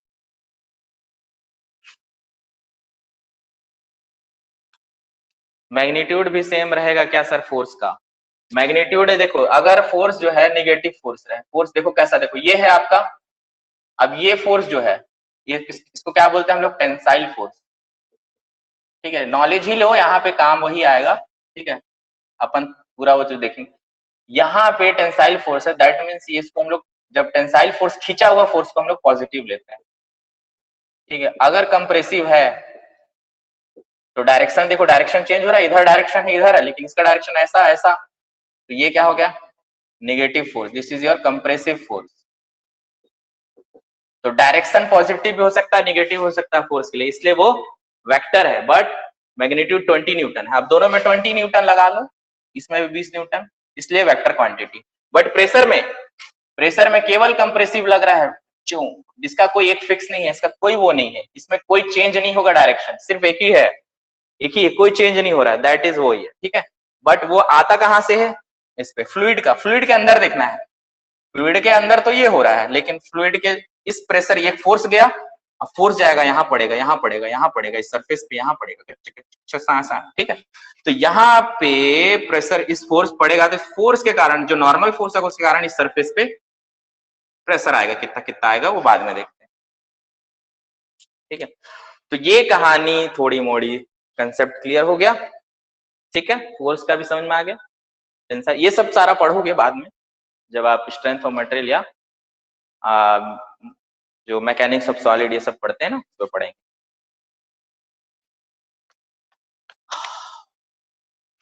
Okay okay okay, ठीक है, मिटाऊं।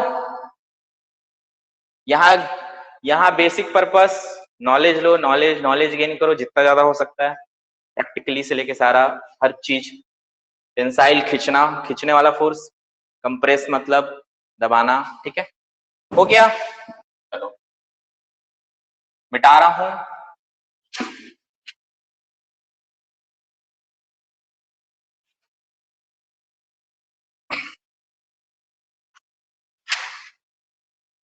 तेरे मेरे बीच में कैसा है ये बंद, चलो चलो। ठीक, अब पास्कल्स लॉ तो मैं बता दिया, लेकिन पास्कल्स लॉ का एप्लीकेशन कहाँ? पास्कल्स लॉ मैंने क्या बोला है? पास्कल्स लॉ जो है वो तो पता चल गया कि एक पॉइंट पे डाले और चारों तरफ जो आपका फोर्स पड़ गया, ठीक है। अरे इतना गंदा लिखते हो सर, थोड़ा साफ सुथरा लिखा करो, ठीक है। ऐसा फोर्स पड़ गया चारों तरफ पास्कल्स लॉ पे। तो पास्कल्स लॉ किसके लिए मैं बोला? स्टैटिक फ्लूइड के लिए एप्लीकेबल है ओनली, बट अगर दूसरे किसके लिए भी एप्लीकेबल है? ये आइडियल स्टैटिक फ्लूइड के लिए क्यों एप्लीकेबल है? क्योंकि यहाँ फिर सिर्फ ओनली नॉर्मल स्ट्रेस हो रहा है डेवलप, और यहाँ पे नो टेंजेंशियल मतलब नो शियर स्ट्रेस। अब नो शियर स्ट्रेस के कारण क्या होता है? अब देखो फ्लो करेगा ना तो चेंज होते जाएगा, प्रेशर भी चेंज होते जाता है हॉरिजॉन्टल डायरेक्शन में, बट पानी देखो ऐसे जा रहा है, प्रेशर भी चेंज होते जाता है हर जगह पे, ठीक है, फ्लो के साथ। बट आइडियल फ्लूइड के कंडीशन में भी अगर आइडियल फ्लूइड फ्लो हो रहा है, ये फ्लो भी होते रहेगा, तब भी ये आपका पास्कल्स लॉ वैलिड होगा। अब क्यों होगा?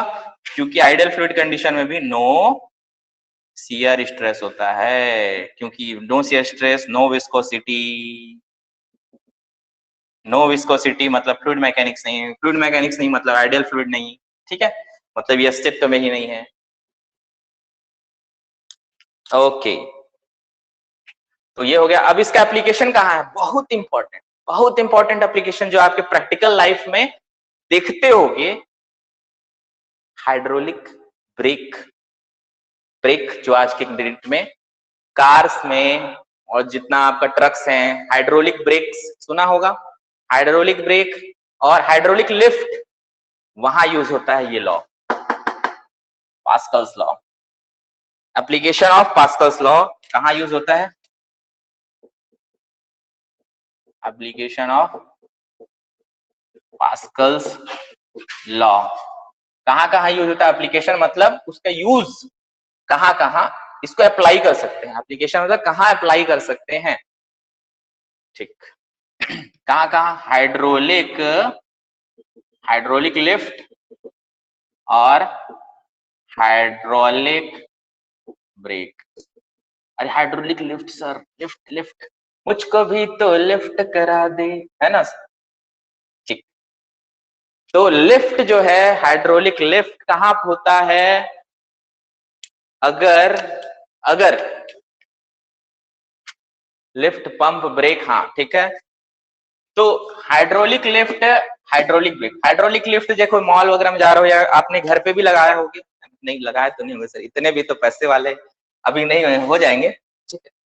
तो लिफ्ट जो लगा है आप लोग का, जो लगा रहता है वो हाइड्रोलिक, ये पास्कल्स लॉ पे ही वो काम करता है, और वो कैसे काम करता है वो दिखते हैं।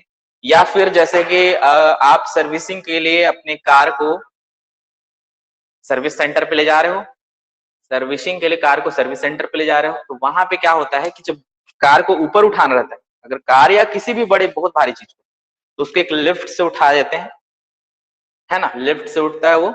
और वो लिफ्टिंग जो प्रोसेस होता है वो हाइड्रोलिक लिफ्ट के कारण होता है। और देखो ब्रेक्स का मैं डायरेक्ट ये सब करने की जरूरत नहीं, बट हाइड्रोलिक लिफ्ट के बारे में थोड़ा सा बता देता हूँ कैसे काम करता है, देखो ध्यान से, ठीक है। पास्कल्स लॉ, ये दोस्ती हम नहीं तोड़ेंगे, ठीक है। चलो ये तोड़ेंगे हम अगर, दोस्ती दोस्ती बनाए रखो, जीवन में दोस्त काम आने वाले हैं, और मम्मी पापा से लेके सारा बाकी तो और भी प्यारे लोग हैं जो काम आ सकते हैं। डिपेंड करता है कि आपका व्यवहार कैसा है, ठीक। ये क्या है भाई, ये देखो यहाँ पिस्टन लगा दिए, क्या है पिस्टन, ठीक है, पिस्टन प्रेस करने के लिए ना, प्रेस दबाने के लिए। यहाँ तो ये पानी भरा है, this is your liquid, liquid liquid. यहाँ पे आपका क्या है, लिफ्ट करा दे, ठीक है, लिफ्ट। यहाँ पे आप चढ़े हुए, ठीक है, हाँ, एक और आदमी चढ़ा दो।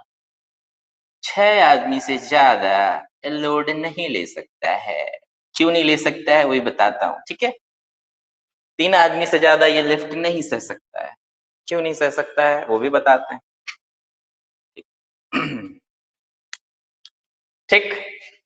तो देखो अब यहाँ का एरिया जो मान लो, यहाँ का एरिया मान के चलो A1 और इसका A2, ये लिफ्ट का नीचे वाला का एरिया पूरा का पूरा, नीचे का जो सरफेस एरिया है, ये जो नीचे रहता है वो सरफेस एरिया, नीचे ही प्रेशर पड़ेगा ना, सरफेस एरिया, तो A2। अब मेरे को पता है कि A2 जो है A1 से बहुत बड़ा है, बहुत बड़ा सर, ठीक। अब इस पिस्टन से इसमें प्रेशर डालेगा, मतलब ये प्रेशर डालने के बाद मतलब इस पे दबाव पड़ेगा, पिस्टन से इसको प्रेस किया, हो सकता है कि यहाँ पे फोर्स मान के चलो, फोर्स इक्वल टू 10 न्यूटन लगाया, 10 किलो न्यूटन लगाया, 10 किलो न्यूटन फोर्स एक्सर्ट किया।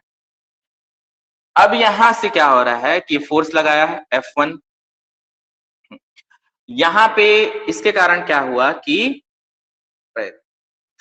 प्रेशर बढ़ा, तो ये जो है ये डिस्ट्रीब्यूट होके ये चारों तरफ, चारों डायरेक्शन में क्या होगा, प्रेशर, पास्कल्स लॉ क्या कहता है, चारों डायरेक्शन में क्या होगा, प्रेशर सेम होगा। तो ऐसी इसी सेम होते हुए वो बहते बहते पूरा प्रेशर इसमें पूरा भर गया, फिर ये जो है यहाँ अप्लाई होगा, ठीक है।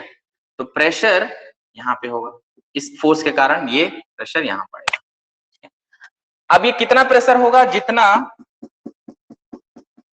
जितना यहाँ का रहेगा, दोनों सेम होगा, क्योंकि यही जो प्रेशर डलेगा वो इस पे आके लगेगा, ठीक है, यही प्रेशर जो है वो इस पे आके लगेगा। दैट मीन्स कि ये P1 जो है, अगर ये P2 है तो P1 equal to P2, P1 equal to P2, ठीक, ओके। तो यहाँ पे जो फोर्स लगेगा P2 इंटू A2, कैसे, P2 equal to F2 bye, अगर यहाँ फोर्स F2 ले रहे हैं तो F2 मैं मान के चल रहा हूँ, इसको इक्वल टू F2 है, तो यहाँ पे फोर्स F1, ये वाला अगर F1 लग रहा है यहाँ पे, तो यही प्रेशर जाता है और यहाँ पे जाता है F1, ये हो गया आपका P1 F1, P1 A1, अरे यार दिमाग भी मेरा, ठीक। तो यहाँ पे F2 बाय A2 होगा, तो इसका मतलब F2 क्या है आपका P2 A2, तो कितना फोर्स लग रहा है यहाँ पे, P2 A2, और ये वाला P1 A1, ठीक। तो ये वाला फोर्स P1, मतलब आपने P1 A1 कितना है, P1 A1 हमने 10 किलो न्यूटन लगाया है, ठीक है। अगर ये एरिया अगर 10 मीटर स्क्वायर है, और ये वाला एरिया जो है A2 जो है वो 100 मीटर स्क्वायर है, ठीक है, 100 मीटर स्क्वायर, ठीक, 100 मीटर स्क्वायर है, तो आपका जो ये क्लियरली है कि P1 इक्वल टू P2 होगा, ठीक है। तो यहां से P1 इक्वल टू कितना हो जाएगा, 10 बाय A1, ठीक है। और P2 इक्वल टू क्या हो जाएगा, अब 10 तो नहीं, आपको पता ही नहीं है कि फोर्स कितना है आपका, ठीक है, F2 कितना है नहीं पता, तो F2 बाय A2 मतलब 100, तो P1 इक्वल टू मतलब 10 बाय A1 कितना दिया हुआ है मेरा 10, तो A1 इक्वल टू 10, तो 10 बाय 10 मतलब 10 बाय 10 किलो न्यूटन ये मीटर स्क्वायर में, is equal to P1 equal to P2 लगा रहा हूँ, ठीक है, P1 इक्वल टू इतना है और यहाँ पे A2 था, तो इसको लिख लो F2 बाय 100, तो P1 इक्वल टू P2 है, क्योंकि प्रेशर जो है यहाँ का जो प्रेशर रहेगा वो यहाँ पे सेम पड़ेगा, तो दैट मीन 10 बाय 10, क्योंकि 10 क्या है आपका 10 इज योर फोर्स है और ए है उसका 10 है। मैं इसको डिराइव और समझाने के लिए इसलिए कर रहा हूँ कि क्यों ये उठता है ज्यादा, तो यहाँ पे कितना हो जाएगा ये F2 बाय 100, निकाल लो कितना आ रहा है 10 गुणित 100 बटा 10 मतलब F2, मतलब 10 cancel, F2 is equal to 100 kilo newton sir, बाप रे 100 किलो न्यूटन, मतलब 10 किलो न्यूटन का आप केवल एफर्ट लगाए हो और इस पे 100 किलो न्यूटन पड़ रहा है, मतलब इस पे 100 किलो न्यूटन, मतलब आपने कितना फोर्स लगाया 10 किलो न्यूटन, लेकिन आपको कितना प्रेशर मिल, कितना आपको उस पे फोर्स मिला 100 किलो न्यूटन, मतलब 10 गुना ज्यादा वेट को उठा पाया ये इतने कम फोर्स से, मतलब 10 गुना ज्यादा वेट को उठा पाएगा वो इतने कम प्रेशर। तो ये डिपेंड करता है इसके एरिया पे, इस पे डिपेंड करता है इसके एरिया और इसके एरिया पे, ये जितना ज्यादा बड़ा रहेगा, अगर छोटा रहेगा तो कोई प्रॉब्लम नहीं, ये जितना ज्यादा बड़ा रहेगा उतना, तो जितना बड़ा लिफ्ट होगा उतना बड़ा आप ऊपर जा सकते हैं, उतना वेट गेन कर सकता है, इसलिए स्टैंडर्ड वैल्यू के हिसाब से यहाँ बताया जाता है कि नहीं 600 किलो तक सह सकता है ये, अगर 100 किलो न्यूटन है तो उसके हिसाब से देख लो 600 किलो कितना आप सह सकता है, 600 किलो 6 आदमी 10 आदमी 20 आदमी जितना भी है, तीन लोग हैं तो मान लो 150 किलो सह सकते, 50 किलो के 3 होने चाहिए, है ना। तो ये कंसेप्ट है हाइड्रोलिक लिफ्ट का, ठीक है, और कहां से वो आया पास्कल्स लॉ से, ठीक, तो वैसे हाइड्रोलिक ब्रेक भी होता है, मतलब कम ज्यादा फोर्स एक्सर्ट होने के बाद भी वो ज्यादा से ज्यादा को कर सकता है, ठीक। तो देख लो, वैसे ये पूछता है एक छोटा छोटा न्यूमेरिकल भी आ जाता है ये वाला चीज, ठीक, F2 निकालने बोल देगा, ये फॉर्मूला रहना चाहिए P1 इक्वल टू P2, इसमें एक डायरेक्ट फॉर्मूला लिख लो, यही चीज रहेगा कि F1 bye A1 equal to F2 bye A2, ठीक है, इससे अगर F2 निकालने बोलेगा तो निकाल, ठीक।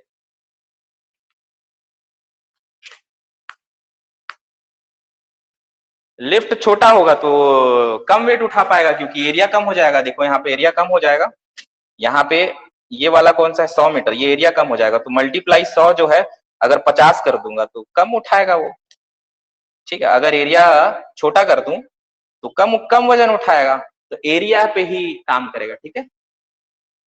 तो यहाँ पे जो 100 मीटर स्क्वायर है, अगर वो 50 हो जाता, छोटा हो जाता, तो अब इसके 100 जो इससे गुणा हुआ मल्टीप्लाई हुआ वो 50 अगर ले लेते तो 50 होता, तो ये कितना होता 50 किलो न्यूटन, तो कम उठाता, तो एरिया जितना बड़ा लिफ्ट का उतना मस्त, ठीक है, जगह के हिसाब से भी, ठीक है, clear.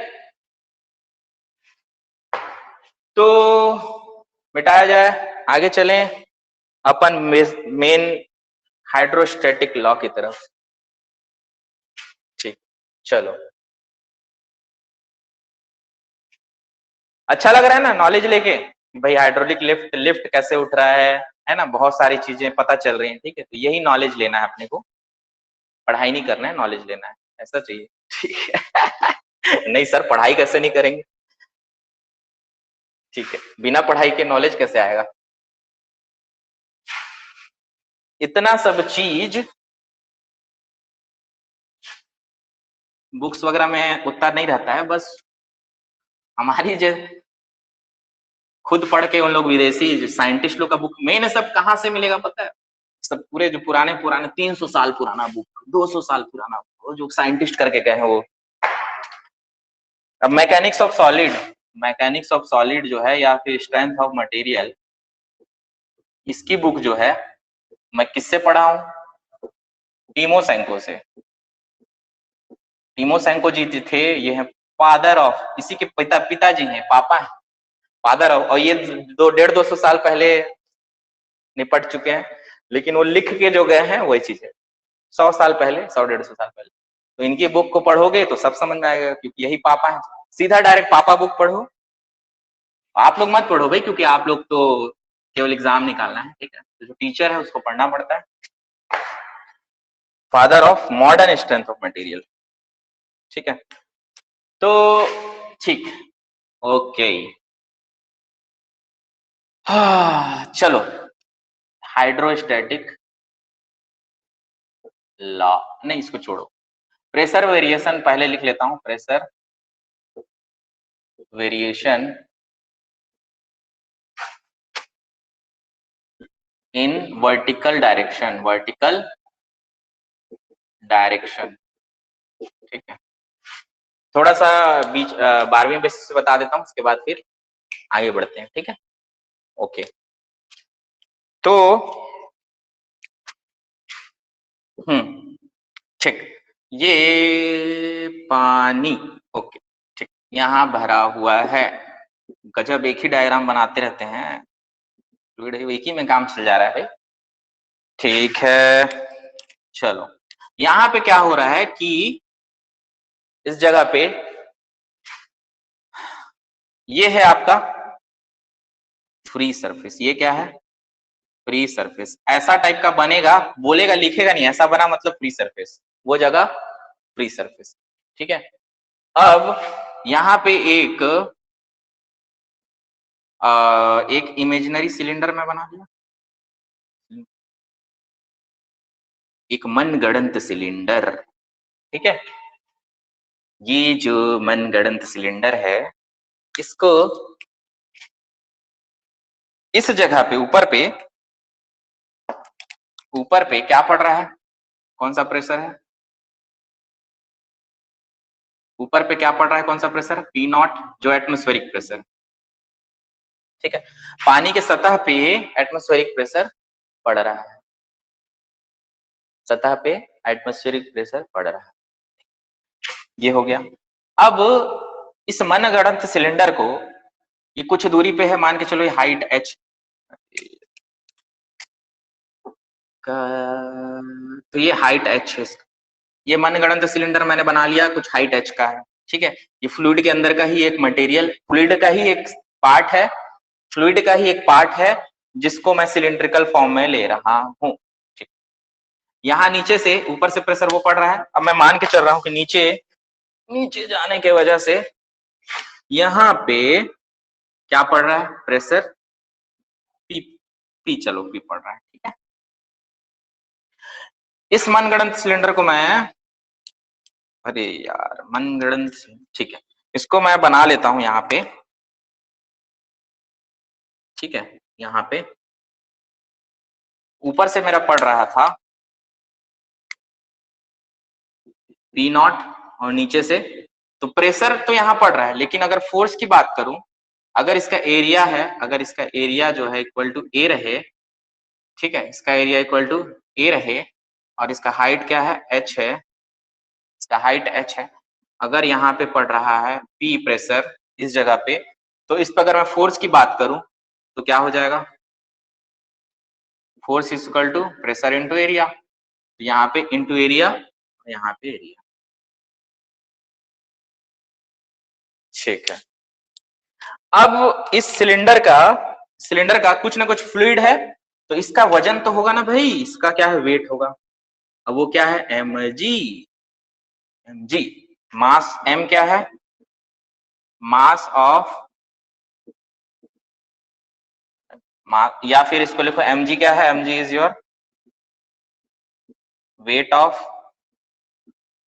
Fluid in imaginary cylindrical vessel, ठीक है। mg जो है wait of fluid in imaginary cylindrical vessel, okay ठीक। अब यहाँ पे इसको कैसे लिख सकते हो, मास, देखो density equal to mass by volume, तो mass is equal to density into volume, और वॉल्यूम क्या होता है, density is equal to into volume is your area into height. ठीक है, वॉल्यूम हम एरिया हाइट का फलन, ठीक है, जैसे वॉल्यूम क्या होता है, length into breadth into height cylindrical के लिए, तो ये क्या होता है, एरिया होता है, तो volume is equal to area into height, ऐसा, इसलिए ऐसा लिख। तो ये क्या हो जाएगा आपका, वेट क्या हो जाएगा, वेट इज mg है, तो वो कितना हो जाएगा, रो ए एच जी, रो ए एच जी, ठीक है, या फिर रो जी को तो हम लोग स्पेसिफिक वेट भी लिख सकते हैं, तो ठीक है, इसको रहने दो। अब एट इक्विलिब्रियम, एट इक्विलिब्रियम, ये भी फोर्स है, वेट टू फोर्स है, ये भी फोर्स है, ये भी फोर्स है, एट इक्विलिब्रियम, इक्विलिब्रियम का मतलब net force equal to zero, तो इसमें इक्विलिब्रियम देखो, नीचे वाला ये और नीचे वाला mg, तो क्या हो जाएगा, इस तरफ लेफ्ट साइड में लिखूंगा P naught A plus mg वाला ये मतलब वेट, ये rho A plus A H G is equal to हो जाएगा आपका कौन सा, ऊपर वाला पी ए, नहीं सर नहीं पी ए, है ना पी ए, ठीक, ओके, ये ए मर गया, P not plus rho G H equal to P, तो इसका मतलब ये हो गया कि पी जो है आपका P not plus rho G H, ओ हो आ गया, ठीक है, तो ये प्यारा सा छोटा सा नन्हा सा मुन्ना सा डेरिवेशन है, तो पी जो है यहाँ का प्रेशर जो होगा वो ये pressure plus rho G H, मतलब यहाँ पे इस वेट के कारण, फ्लूइड का वेट के कारण जो, वेट के कारण जो प्रेशर आएगा यहाँ पे वो कौन सा होगा, ये रो जी एच, और यही रो जी एच क्या है, गेज प्रेशर, ठीक है, और ये एटमॉस्फेरिक प्रेशर, और ये हमारा टोटल या फिर और एब्सोल्यूट प्रेशर, ठीक है, तो जो हम लोग निकालते हैं वो इस तरीके से, ठीक है, अब इसका थोड़ा और एनालिसिस कर देता हूं, रिसर्च कर रहे हैं सर, ठीक है, 15, अब वर्कशॉप में 15 दिन में तुम्हारा वो थोड़ी होगा कि हाँ भाई एसएससी का करना है, वो तो 5-6 महीने का प्रोसेस, बट ज्ञान देने में आए हैं यहाँ पे नॉलेज लो जितना ज्यादा हो सकता है। तो रो जी एच, तो ये क्वेश्चन ये आपको पूछेगा, रो जी एच डायरेक्ट फॉर्मूला आता है एसएससी पे, अब जो आएगा फॉर्मूला वो मैं बता दूंगा कि ऐसा ऐसा होता है। हाँ, चलो अब बातें करता हूं ये है क्या, P equal to P not plus rho G H, ठीक है, ओके, ठीक, तो ये तो प्रेशर है इस जगह का प्रेशर, इतने नीचे पे हाइट एच पे कितना आएगा, ठीक है, अब बात करते हैं, ये तो किसके लिए था, तो मतलब वर्टिकल डायरेक्शन में, in vertical direction fluid only varies with height, क्यों, क्योंकि देखो ये तो कांस्टेंट होता है, ये कांस्टेंट है, ये भी कांस्टेंट है, इसको बोलते हैं हम लोग स्पेसिफिक वेट, जिसको ऐसे करते थे रोजी, है ना, या फिर ऐसे लिखते थे, मतलब P is equal to P not plus, ऐसा भी लिख सकते हो, ठीक है, तो ये कांस्टेंट है, ये कांस्टेंट, तो कांस्टेंट है तो चेंज क्या हो रहा है, एच, तो एच के रिस्पेक्ट में ही प्रेशर चेंज होगा, मतलब डेप्थ पे मतलब हाइट जो है वो डिक्रीज होगा, तो क्या होगा, प्रेशर जो है वो इंक्रीज होगा, हाइट, डेप्थ पे हाइट डिक्रीज होगा तो प्रेशर इंक्रीज होगा, और हाइट जो है इंक्रीज होगा तो प्रेशर क्या होगा, डिक्रीज होगा, ठीक है, यहीं से भी चेक कर लो। अगर हाइट बढ़ाऊंगा तो ये भी बढ़ जाएगा, अगर हाइट घटाऊंगा तो ये भी घट जाएगा। ठीक है, तो सिर्फ वर्टिकल डायरेक्शन में fluid only varies with height. ठीक है, ये क्वेश्चन एसएससी में पूछा। ठीक है,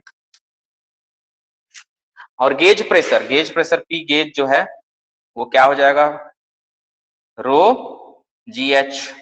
ठीक है, तो इसका मतलब ये हो गया कि रो जी एच हो गया, तो ये गेज प्रेशर हो गया। अब यहाँ पे वेरी कर रहा है हाइट से, है ना, तो आपका जो ये है आपका एच जो है, H equal to P by rho G. ये क्या होता है आपका, ये है head of pressure, head of pressure, pressure या फिर प्रेशर हेड लिखो, प्रेशर हेड इधर दिख रहा है, दिख रहा है, प्रेशर हेड।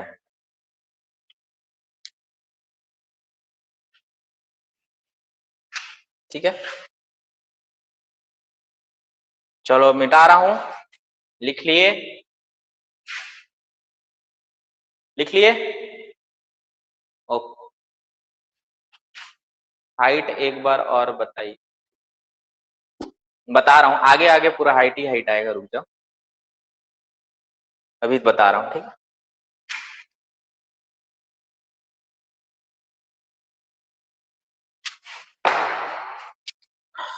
मुझे पता है कि वहां पे क्या आया था, P is equal to P not plus ये रो जी एच। ये वाला क्या था हमारा, गेज प्रेशर जो हम लोग नापते हैं। ठीक है, जो मशीन से नापता है वही वाला है ना। तो यहाँ पे पी गेज जो है ये तो एटमॉस्फेरिक प्रेशर है, और ये गेज है, मतलब आपका पी गेज जो है वो रो जी एच। तो इसका मतलब एच जो है, एच जो है ये वाला इसके बटे में आ जाएगा, पी गेज बाय रो जी। तो ये होता है हेड ऑफ प्रेशर हेड। अब कई जगह सिर्फ और सिर्फ क्या दिया रहता है, सिर्फ प्रेशर हेड देता है। प्रेशर हेड से आप क्या निकालोगे, प्रेशर, इसको रोजी मल्टीप्लाइड करके। तो एटमॉस्फेरिक प्रेशर क्या होता है, 1.01325 बार, या फिर क्या लिखते हैं 10.3 मीटर ऑफ वाटर, या फिर 13.6 नहीं 760 mm ऑफ Hg मतलब मर्क्यूरी, या फिर लिख सकते हो 76 सेंटीमीटर ऑफ Hg।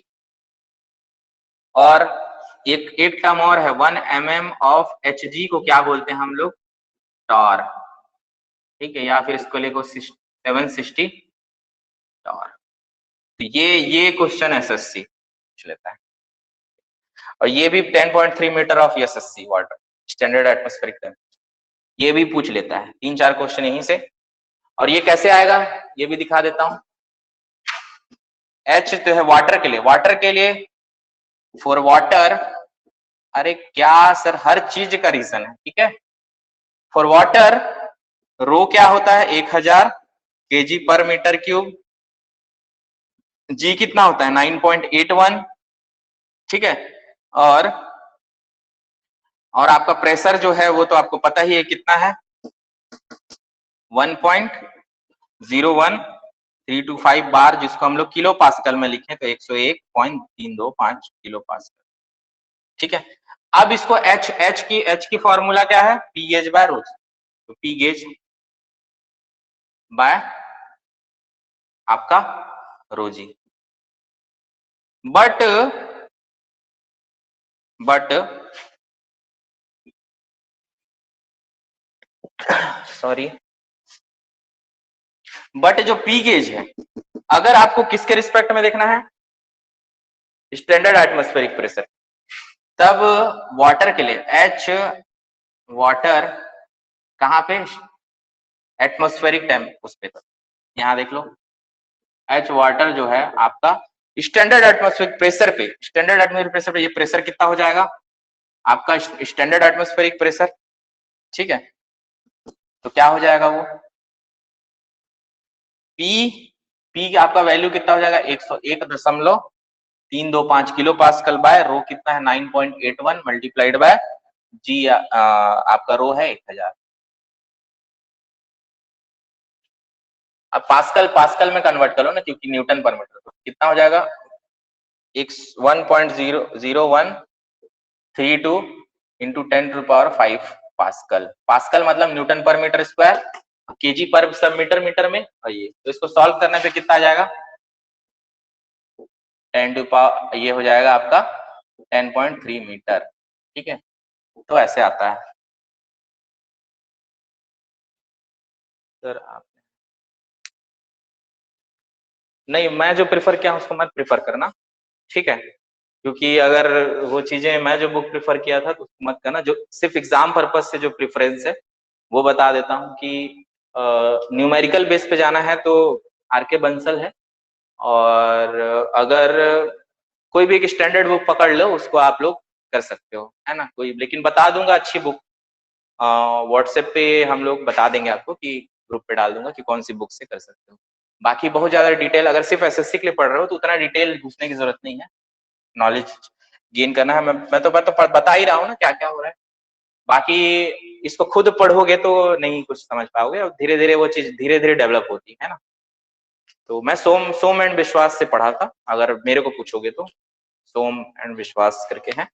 तो थोड़ा सा वो रिसर्च ओरिएंटेड है, और एक सेंजल की बुक आती है। ठीक, अगर मुझसे पूछोगे तो मैं किस बुक से पढ़ा, तो सेंजल की बुक से, सेंजल एंड गेरे करके आती है ना। तो वो सेंजल की यूनिस एंड सेंजल है ना, जिसमें बहुत सारा चीज प्रैक्टिकली है। यूनिस एंड सेंजल करके है ना। इसको मत पढ़ना, ये सब विदेशी बुक पढ़ रहा हूँ मैं। ठीक, और अगर यहाँ का राइटर का पढ़ना है तो आईआईटी दिल्ली के सर हैं, उनका लिखा हुआ है सोम एंड विश्वास। सोम एंड विश्वास करके है, ऐसी है सोम। और अगर नॉर्मली पढ़ना है तो आर.के. बंसल से पढ़ सकते हो। आर.के. बंसल, आर.के. राजपूत, या फिर एक डी.एस. कुमार, है ना। ये सब बुक्स हैं, तो प्रिफर जिससे करना है उससे कर सकते हो, अगर सिर्फ बुक्स की बात की पढ़ने की बात करो। बाकी यूनिस एंड सेंजल मेरे को बहुत अच्छा लगा था, स्टैंडर्ड बुक है। तो ये कुछ बातें हो गई। अब कहाँ से क्या आता है, क्यों आता है, सब देख लिए। तो चलते हैं हम लोग अब अपने, हाँ, वेरिएशन ऑफ प्रेशर विथ। अब देखो ये तो हाइट से पता चल गया, हाइट से वेरी कर रहा है, लेकिन ये कंडीशन क्या होना चाहिए, स्टैटिक फ्लूइड। ये सिर्फ कंडीशन किसके लिए पढ़ रहे हैं, हम सिर्फ स्टैटिक फ्लूइड के लिए पढ़ रहे हैं। तो variation of pressure in horizontal direction, इस तरफ गया तो हॉरिजॉन्टल, ऊपर गया तो वर्टिकल। ठीक है, तो हॉरिजॉन्टल डायरेक्शन, हॉरिजॉन्टल डायरेक्शन में क्या होगा कि हाँ चलो ये है। अब मैं यहाँ पे ये ऐसा हॉरिजॉन्टल सिलेंडर माना, ठीक है। हॉरिजॉन्टल सिलेंडर माना, मान के चलो यहाँ तक हाइट h है, और यहाँ पे अगर मान लो P1 A है, अगर इसका एरिया कितना है, एरिया जो है इसका A है, तो इधर भी ये P1 A है तो इधर P2 A होगा। ठीक है, अब बार बार वो चीज नहीं बता रहा हूं। तो यहाँ पे क्या है, ये किसमें है, ये स्टैटिक फ्लूइड है। ये क्या है, स्टैटिक फ्लूइड है, मतलब रेस्ट में है, मतलब नॉन एक्सेलरेटेड कंडीशन, मतलब आपका जो है एक्सेलरेशन जो 0 है। तो F इक्वल टू क्या होता है, F इक्वल टू ma होता है ना। तो यहाँ से मास तो आपका कांस्टेंट है, और ये भी कांस्टेंट हो गया, एक्सेलरेशन एक्सेलरेट नहीं हो रहा है तो कांस्टेंट हो गया। तो दैट मीन्स कि F1 इक्वल टू F2, और F1 इक्वल टू F2 हो गया, मतलब P1 A equal to P2 A, A से A मर गया तो P1 इक्वल टू P2। इसका मतलब ये है कि हॉरिजॉन्टल पे इस पॉइंट पे कहीं भी प्रेशर चेंज नहीं होगा स्टैटिक फ्लूइड के कंडीशन।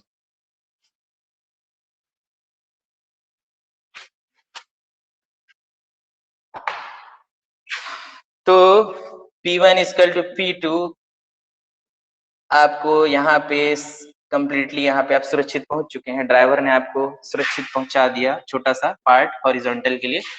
तो P1 इक्वल टू P2 अगर हॉरिजॉन्टल कंडीशन है कहीं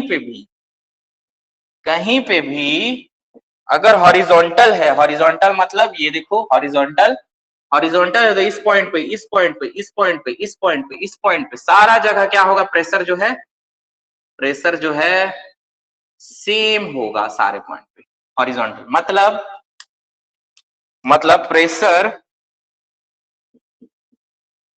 do not very in horizontal direction, in the horizontal direction for static fluid, ये भी लिखना है, ठीक है। जो आपका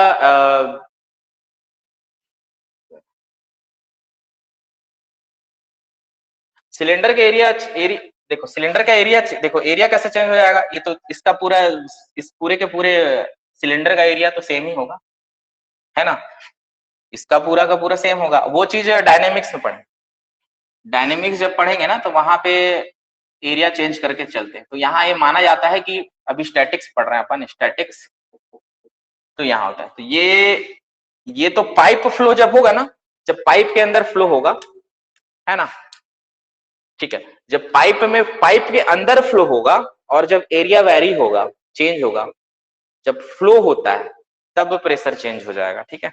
बट स्टैटिक कंडीशन में हॉरिजॉन्टली में आपका नहीं होगा, क्योंकि जो एक हॉरिजॉन्टल है, एक प्लेट है ऐसा, ठीक है। अब ये हॉरिजॉन्टल है, अब देखो इसी का ही पोर्शन फ्लूइड का यहाँ से निकाला, ये वाला हिस्सा ले लो, ठीक है, तो इसको निकाला यहाँ, तो ये तो हॉरिजॉन्टल है, ये 3D में ऐसा देख रहा हूँ, ठीक है, ये ऐसा, तो इस पे ऐसा पड़ेगा, तो ये सारा का सारा सेम रहेगा, सेम प्रेशर, क्योंकि देखो हर जगह पे आपका सेम है यहाँ से यहाँ तक, है ना, क्योंकि बस, लेकिन कंडीशन क्या होना चाहिए, कंडीशन ये होना चाहिए कि सिमेट्रिकल होना चाहिए। सिमेट्रिकल मतलब एकदम बराबर हर तरफ से, ठीक है, हॉरिजॉन्टली, ठीक। तो हॉरिजॉन्टली वेरी नहीं करेगा, क्लियर है। तो अब हाइट के साथ ही करेगा, मतलब फ्लूइड स्टैटिक्स में केवल हाइट के साथ खेलना है, बाकी और किसी चीज से नहीं खेलना, ठीक।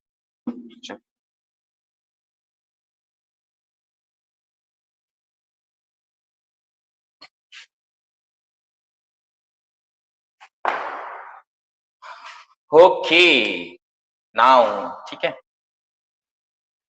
अब चलो फिर वो एक चीज और बता देता हूँ, बताऊं कि नहीं बताऊं, कितना पढ़ाऊं यार, ठीक है। ये हो गया आपका प्रेशर जो था P0 plus rho G H था, है ना, इसको लिख सकते थे P0 plus omega H P. देखो अब कैसे वेरी करता है, ये इक्वेशन बन रहा है, ये जो है ये कांस्टेंट है, दिस इज योर, ये क्या है आपका कांस्टेंट, ये चेंज नहीं होगा क्योंकि इसका वैल्यू है फिक्स, एटमॉस्फेरिक प्रेशर 1.0132 बार, ठीक है, कांस्टेंट।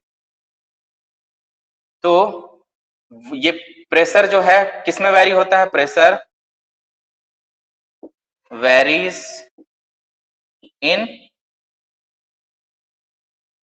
विथ हाइट, इसका मतलब ये है कि वाई डायरेक्शन, वाई डायरेक्शन किधर, देखो ये वाई डायरेक्शन, ये एक्स डायरेक्शन, एक्स मतलब हॉरिजॉन्टल और वाई मतलब वर्टिकल, ठीक। और ये जो है ये वाला, ठीक है, ये जो है आपका हाइट यहाँ पे एम एक्स, तो ये किस टाइप का दिख रहा है, Y equal to M X plus C, ये कैसा है, स्ट्रेट लाइन,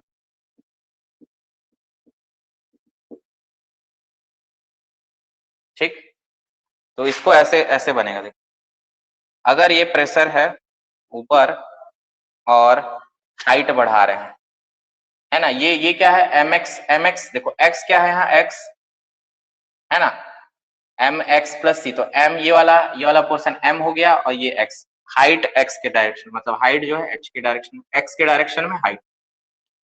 तो यहां तक तो पी नॉट है और उसके बाद ऐसा स्ट्रेट लाइन बनेगा, ठीक है, स्ट्रेट लाइन बन जाएगा। तो इसका जो स्लोप होगा थीटा, इसका स्लोप क्या है, स्लोप होता है एम, एम का वैल्यू रो जी, तो रो जी, अगर स्लोप पूछेगा तो रो जी लगा देना, मतलब tan theta equal to row G. ये डिटेल ज्यादा हो गया है, इसको ज्यादा और डीपली हम लोग एनालिसिस कर सकते हैं बट इतना नहीं करते, बस लिखना है लिख लो, नहीं तो कोई दिक्कत, इतना ये वाला चीज उतना नहीं होता, बस ये याद रखना, ठीक है। तो स्लोप होगा वो इसका ये होगा।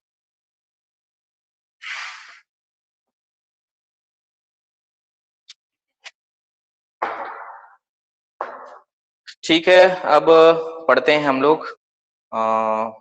चलो एक बहुत अच्छा चीज बताने वाला हूं, ध्यान देना, ठीक है। प्रेशर का यहां से क्लियर होगा कुछ कंसेप्ट। ये एक सिलेंडर है, यहाँ पे पानी ही पानी, ऊपर ऊपर ऊपर तक, अरे बाप रे एकदम मस्त भरा हुआ है ना पानी, ठीक, हाइट एच, और ये तुझे लगे ना नजरिया कम, देखो कमर मस्त इसका मटकते हुए ऐसा, ये यहां से, हाँ, ये कैसे लिखूं, नहीं इसको ऐसा ले जाता हूं,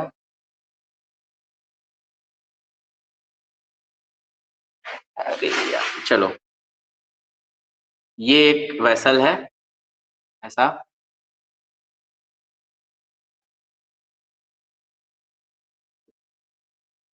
ठीक है, इसमें पानी मस्त भरा हुआ है, इसका भी हाइट एच है, और जितना पानी इसमें भरा है उतना पानी उसमें भी भरा हुआ है, जितना पानी इसमें भरा है उतना पानी उसमें भी भरा हुआ है, ठीक। यहाँ पे पी नॉट ऊपर से लग रहा है, ठीक। अब ये तो क्लियरली कि भाई यहाँ का जो प्रेशर है, यहाँ का जो प्रेशर है वो हमको पता है कि कितना हो जाएगा, कितना हो जाएगा P not plus rho G H, इस केस के लिए।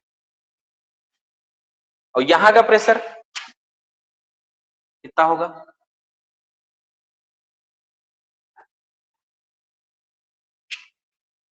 सिर्फ वेरीज विथ हाइट, तो यहाँ का भी प्रेशर जो हो जाएगा P not plus rho G H. कैसे सर कैसे, ठीक है, शेप पे, शेप पे कभी भी आपका प्रेशर डिपेंड नहीं करता है, सिर्फ और सिर्फ हाइट पे डिपेंड करता है, बशर्ते बशर्ते सेम वॉल्यूम ऑफ वाटर होना चाहिए, मतलब सेम उसका लेवल ऑफ वाटर होना चाहिए। इसमें देख लो कैसे मैं प्रूफ कर देता हूं,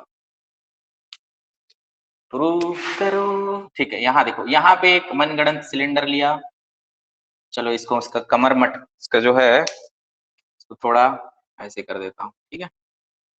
यहाँ पे एक मनगढ़ंत सिलेंडर, एक सिलेंडर यहाँ तक, फिर अब इधर जा रहे हैं, थोड़ा सा इसको, ठीक है, ठीक है, यहाँ तक गए और यहाँ पे इसका कमर जो है वो मान के चलो ऐसा है, ठीक। तो ये एक सिलेंडर ले लेता हूँ और यहाँ पे एक सिलेंडर ले लेता हूँ हॉरिजॉन्टल वाला, और फिर यहाँ ले लेता हूँ यहाँ तक का, ठीक है, यहाँ तीन सिलेंडर ले रहा हूँ। तो यहाँ पे इसको हाइट मान लेता हूँ h1 और ये वाला हाइट को मान लेता हूँ h2,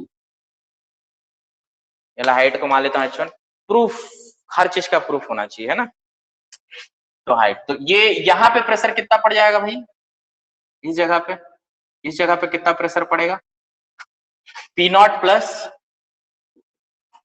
रो जी H1, क्योंकि हाइट H1 है, और यही प्रेशर इस पॉइंट के अबाउट यहाँ यहाँ यहाँ यहाँ हॉरिजॉन्टल में सेम होता है, सेम सेम सेम, यहाँ भी नॉर्मल फोर्स ही लगता है ना, P nought plus rho G H1, same force लगेगा, मतलब सेम प्रेशर लगेगा यहाँ पे भी। अब यहाँ तो इतना लगा, ठीक है, अब ये सिलेंडर यहाँ, अब यहीं पर ये ऊपर से है, ऊपर से, अब तो ये यही प्रेशर यहाँ पे भी इस तरीके से एक्ट करेगा, तो यहाँ पे क्या लगेगा, इस जगह पे क्या लगेगा आपका P नॉट, ये वाला प्रेशर, पहले इसको देख लो, ठीक है, ये तो प्रेशर यहाँ का हो गया, तो ये प्रेशर ऐड होके इसके साथ प्रेशर आएगा, मतलब कि ये प्रेशर यहाँ का कितना हो जाएगा प्रेशर, ये pressure equal to P equal to हो जाएगा ये वाला, इसको यहाँ लिख ले रहा हूँ, P इक्वल टू हो जाएगा P nought plus rho G H1, ये वाला प्रेशर प्लस कितना दूरी का हाइट H2 है, तो रो जी H2, तो इसका मतलब प्रेशर इक्वल टू क्या हो जाएगा, P nought plus rho G common H1 plus H2, H1 plus H2 कितना है, H1 plus H2 equal to H है, that means P nought plus rho G H, same आया, ठीक है, ये सेम, मतलब शेप पे डिपेंड नहीं करेगा, मतलब प्रेशर, कंक्लूजन, ये एसएससी का question, pressure does not depend on the shape of vessels, है ना, शेप ऑफ वेसल या शेप ऑफ चीज, तो pressure does not depend on shape of vessel, SSC का क्वेश्चन, ठीक, मतलब वेरी नहीं करेगा, सिर्फ वेरी करेगा हाइट पे, ओके।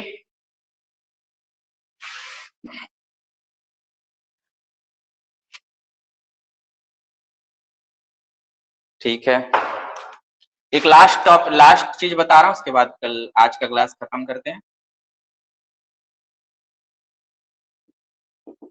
ये यहाँ पे भरा हुआ पानी, इस पे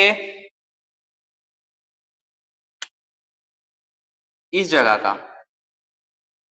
का पॉइंट ए और इस जगह का, अच्छा इसको पॉइंट 1 मान लो और इसको 2 मान लो, ठीक है, इन दोनों के बीच का हाइट h, अब प्रेशर निकालना है आपको, दोनों का प्रेशर डिफरेंस, एक होता है प्रेशर डिफरेंस,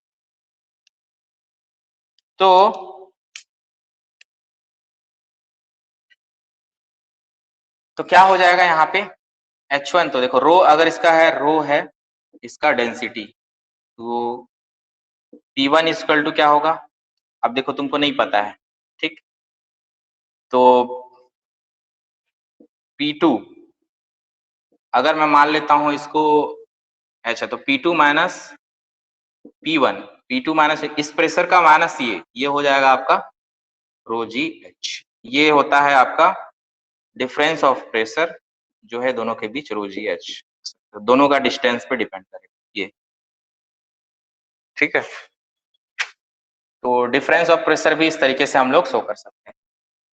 आज के लिए तो बस इतना ही करता हूँ, बाद में कल हम लोग प्रेशर मेजरमेंट डिवाइस पढ़ेंगे, कल बहुत इंपॉर्टेंट टॉपिक पढ़ाने वाला हूँ, जो कि बायंसी, जैसे नाव, समुद्र में नाव चल रहा है, वो तूफान आ रहा है मान के चलो, क्यों स्टेबल है, क्यों स्टेबल है, बलून उड़ रहा है, फुग्गा उड़ रहा है, वो क्यों स्टेबल है, और जो हम लोग का बलून लगे रहता है, और क्या बोलते हैं, पैरा, क्या बोलते हैं उसको, पैरासूट ग्लाइडिंग करते हैं उसमें, और एक बलून होता है जिसमें आदमी लोग बैठे रहते हैं, है ना, अब वो याद नहीं आ रहा नाम मेरे को, तो वो चीज किस तरीके से हवा में स्टेबल होता है, कैसे वो भार को सहते हुए जाता है ऊपर, और कैसे एक शिप जो है स्टेबल होता है समुद्र पे या पानी पे जा रहा है, तो कैसे होता है, क्यों होता है, कैसे होता है, ये नेक्स्ट एपिसोड में देखेंगे हम लोग। तो कल प्रैक्टिकली बहुत सारा चीज भी पढ़ने वाले हैं, मजा आने वाला है। हाँ, हॉट एयर बैलून, ठीक है, हॉट एयर बैलून, तो हॉट एयर बैलून का चीज को देखेंगे, और कैसे एक मॉल में देखे होगे एक गुड्डा टाइप का लगे रहता है, उसको मारो तो कितना भी मारो, उसको मारो तो फिर सीधा हो जाता है, फिर मारो फिर सीधा हो जाता है, खेलने वाला एक होता है, तो वो चीज भी क्यों ऐसा, तो सारा चीज जो है हम लोग कल डिस्कस करेंगे, कल प्रैक्टिकली पढ़ेंगे। और सिर्फ वर्कशॉप आपका मेन मकसद यही है कि आपको ज्यादा से ज्यादा बहुत प्यारा सा नॉलेज मिले और प्रैक्टिकली आप लोग उसको जान पाओ कि ये ऐसा क्यों होता है, ऐसा क्या होता है, सब चीज के पीछे फिजिक्स है और ये कंसेप्ट है। ठीक है, तो आज के लिए इतना ही, कल मिलेंगे फिर 8 बजे। और ठीक लगा क्लास? वैसे तो आज थोड़ा डेरिवेशन ये सब बहुत सारा चीज हो रहा था, बढ़िया। ओके ठीक है, कल हम लोग बहुत ही कंसेप्चुअल चीज पढ़ने वाले हैं, तो कल तैयार रहना। हाइड्रोलिक लिफ्ट आज समझ गए होगे, है ना, कैसे लिफ्ट काम करता है। ओके, हाइड्रोलिक ब्रेक भी उसी तरीके से काम करता है जैसे लिफ्ट काम करता है ना, बस उसमें प्रेशर पड़ता है उस तरीके। तो डिफरेंट लग रहा है, बढ़िया, मजा आ रहा है क्लास, है? ठीक है, अच्छे से तैयारी करो और मेहनत करते जाओ, बिल्कुल आप लोगों का हो जाएगा। क्योंकि देखो मैं करा भी रहा हूँ उसमें एसएससी के क्वेश्चंस भी हैं, ये क्वेश्चंस, ये क्वेश्चंस, ये क्वेश्चंस, ये क्वेश्चन, है ना, सारा क्वेश्चंस ही है। जब पढ़ोगे तो देखना क्वेश्चन अपने आप हट, अरे सर ये तुम में से बन जा रहा है, अरे ये भी बन गया, तो सर पढ़ाए हैं, ये पढ़ाए, ये पढ़ाए, सारा बन जाएगा। ठीक है, कंसेप्ट का मजा लेते हुए हम लोग पढ़ लेंगे। ठीक है, कल मिलते हैं फिर। ऑल द बेस्ट, अच्छे से पढ़ाई करिए, आज का दिन आपका शुभ हो। धन्यवाद।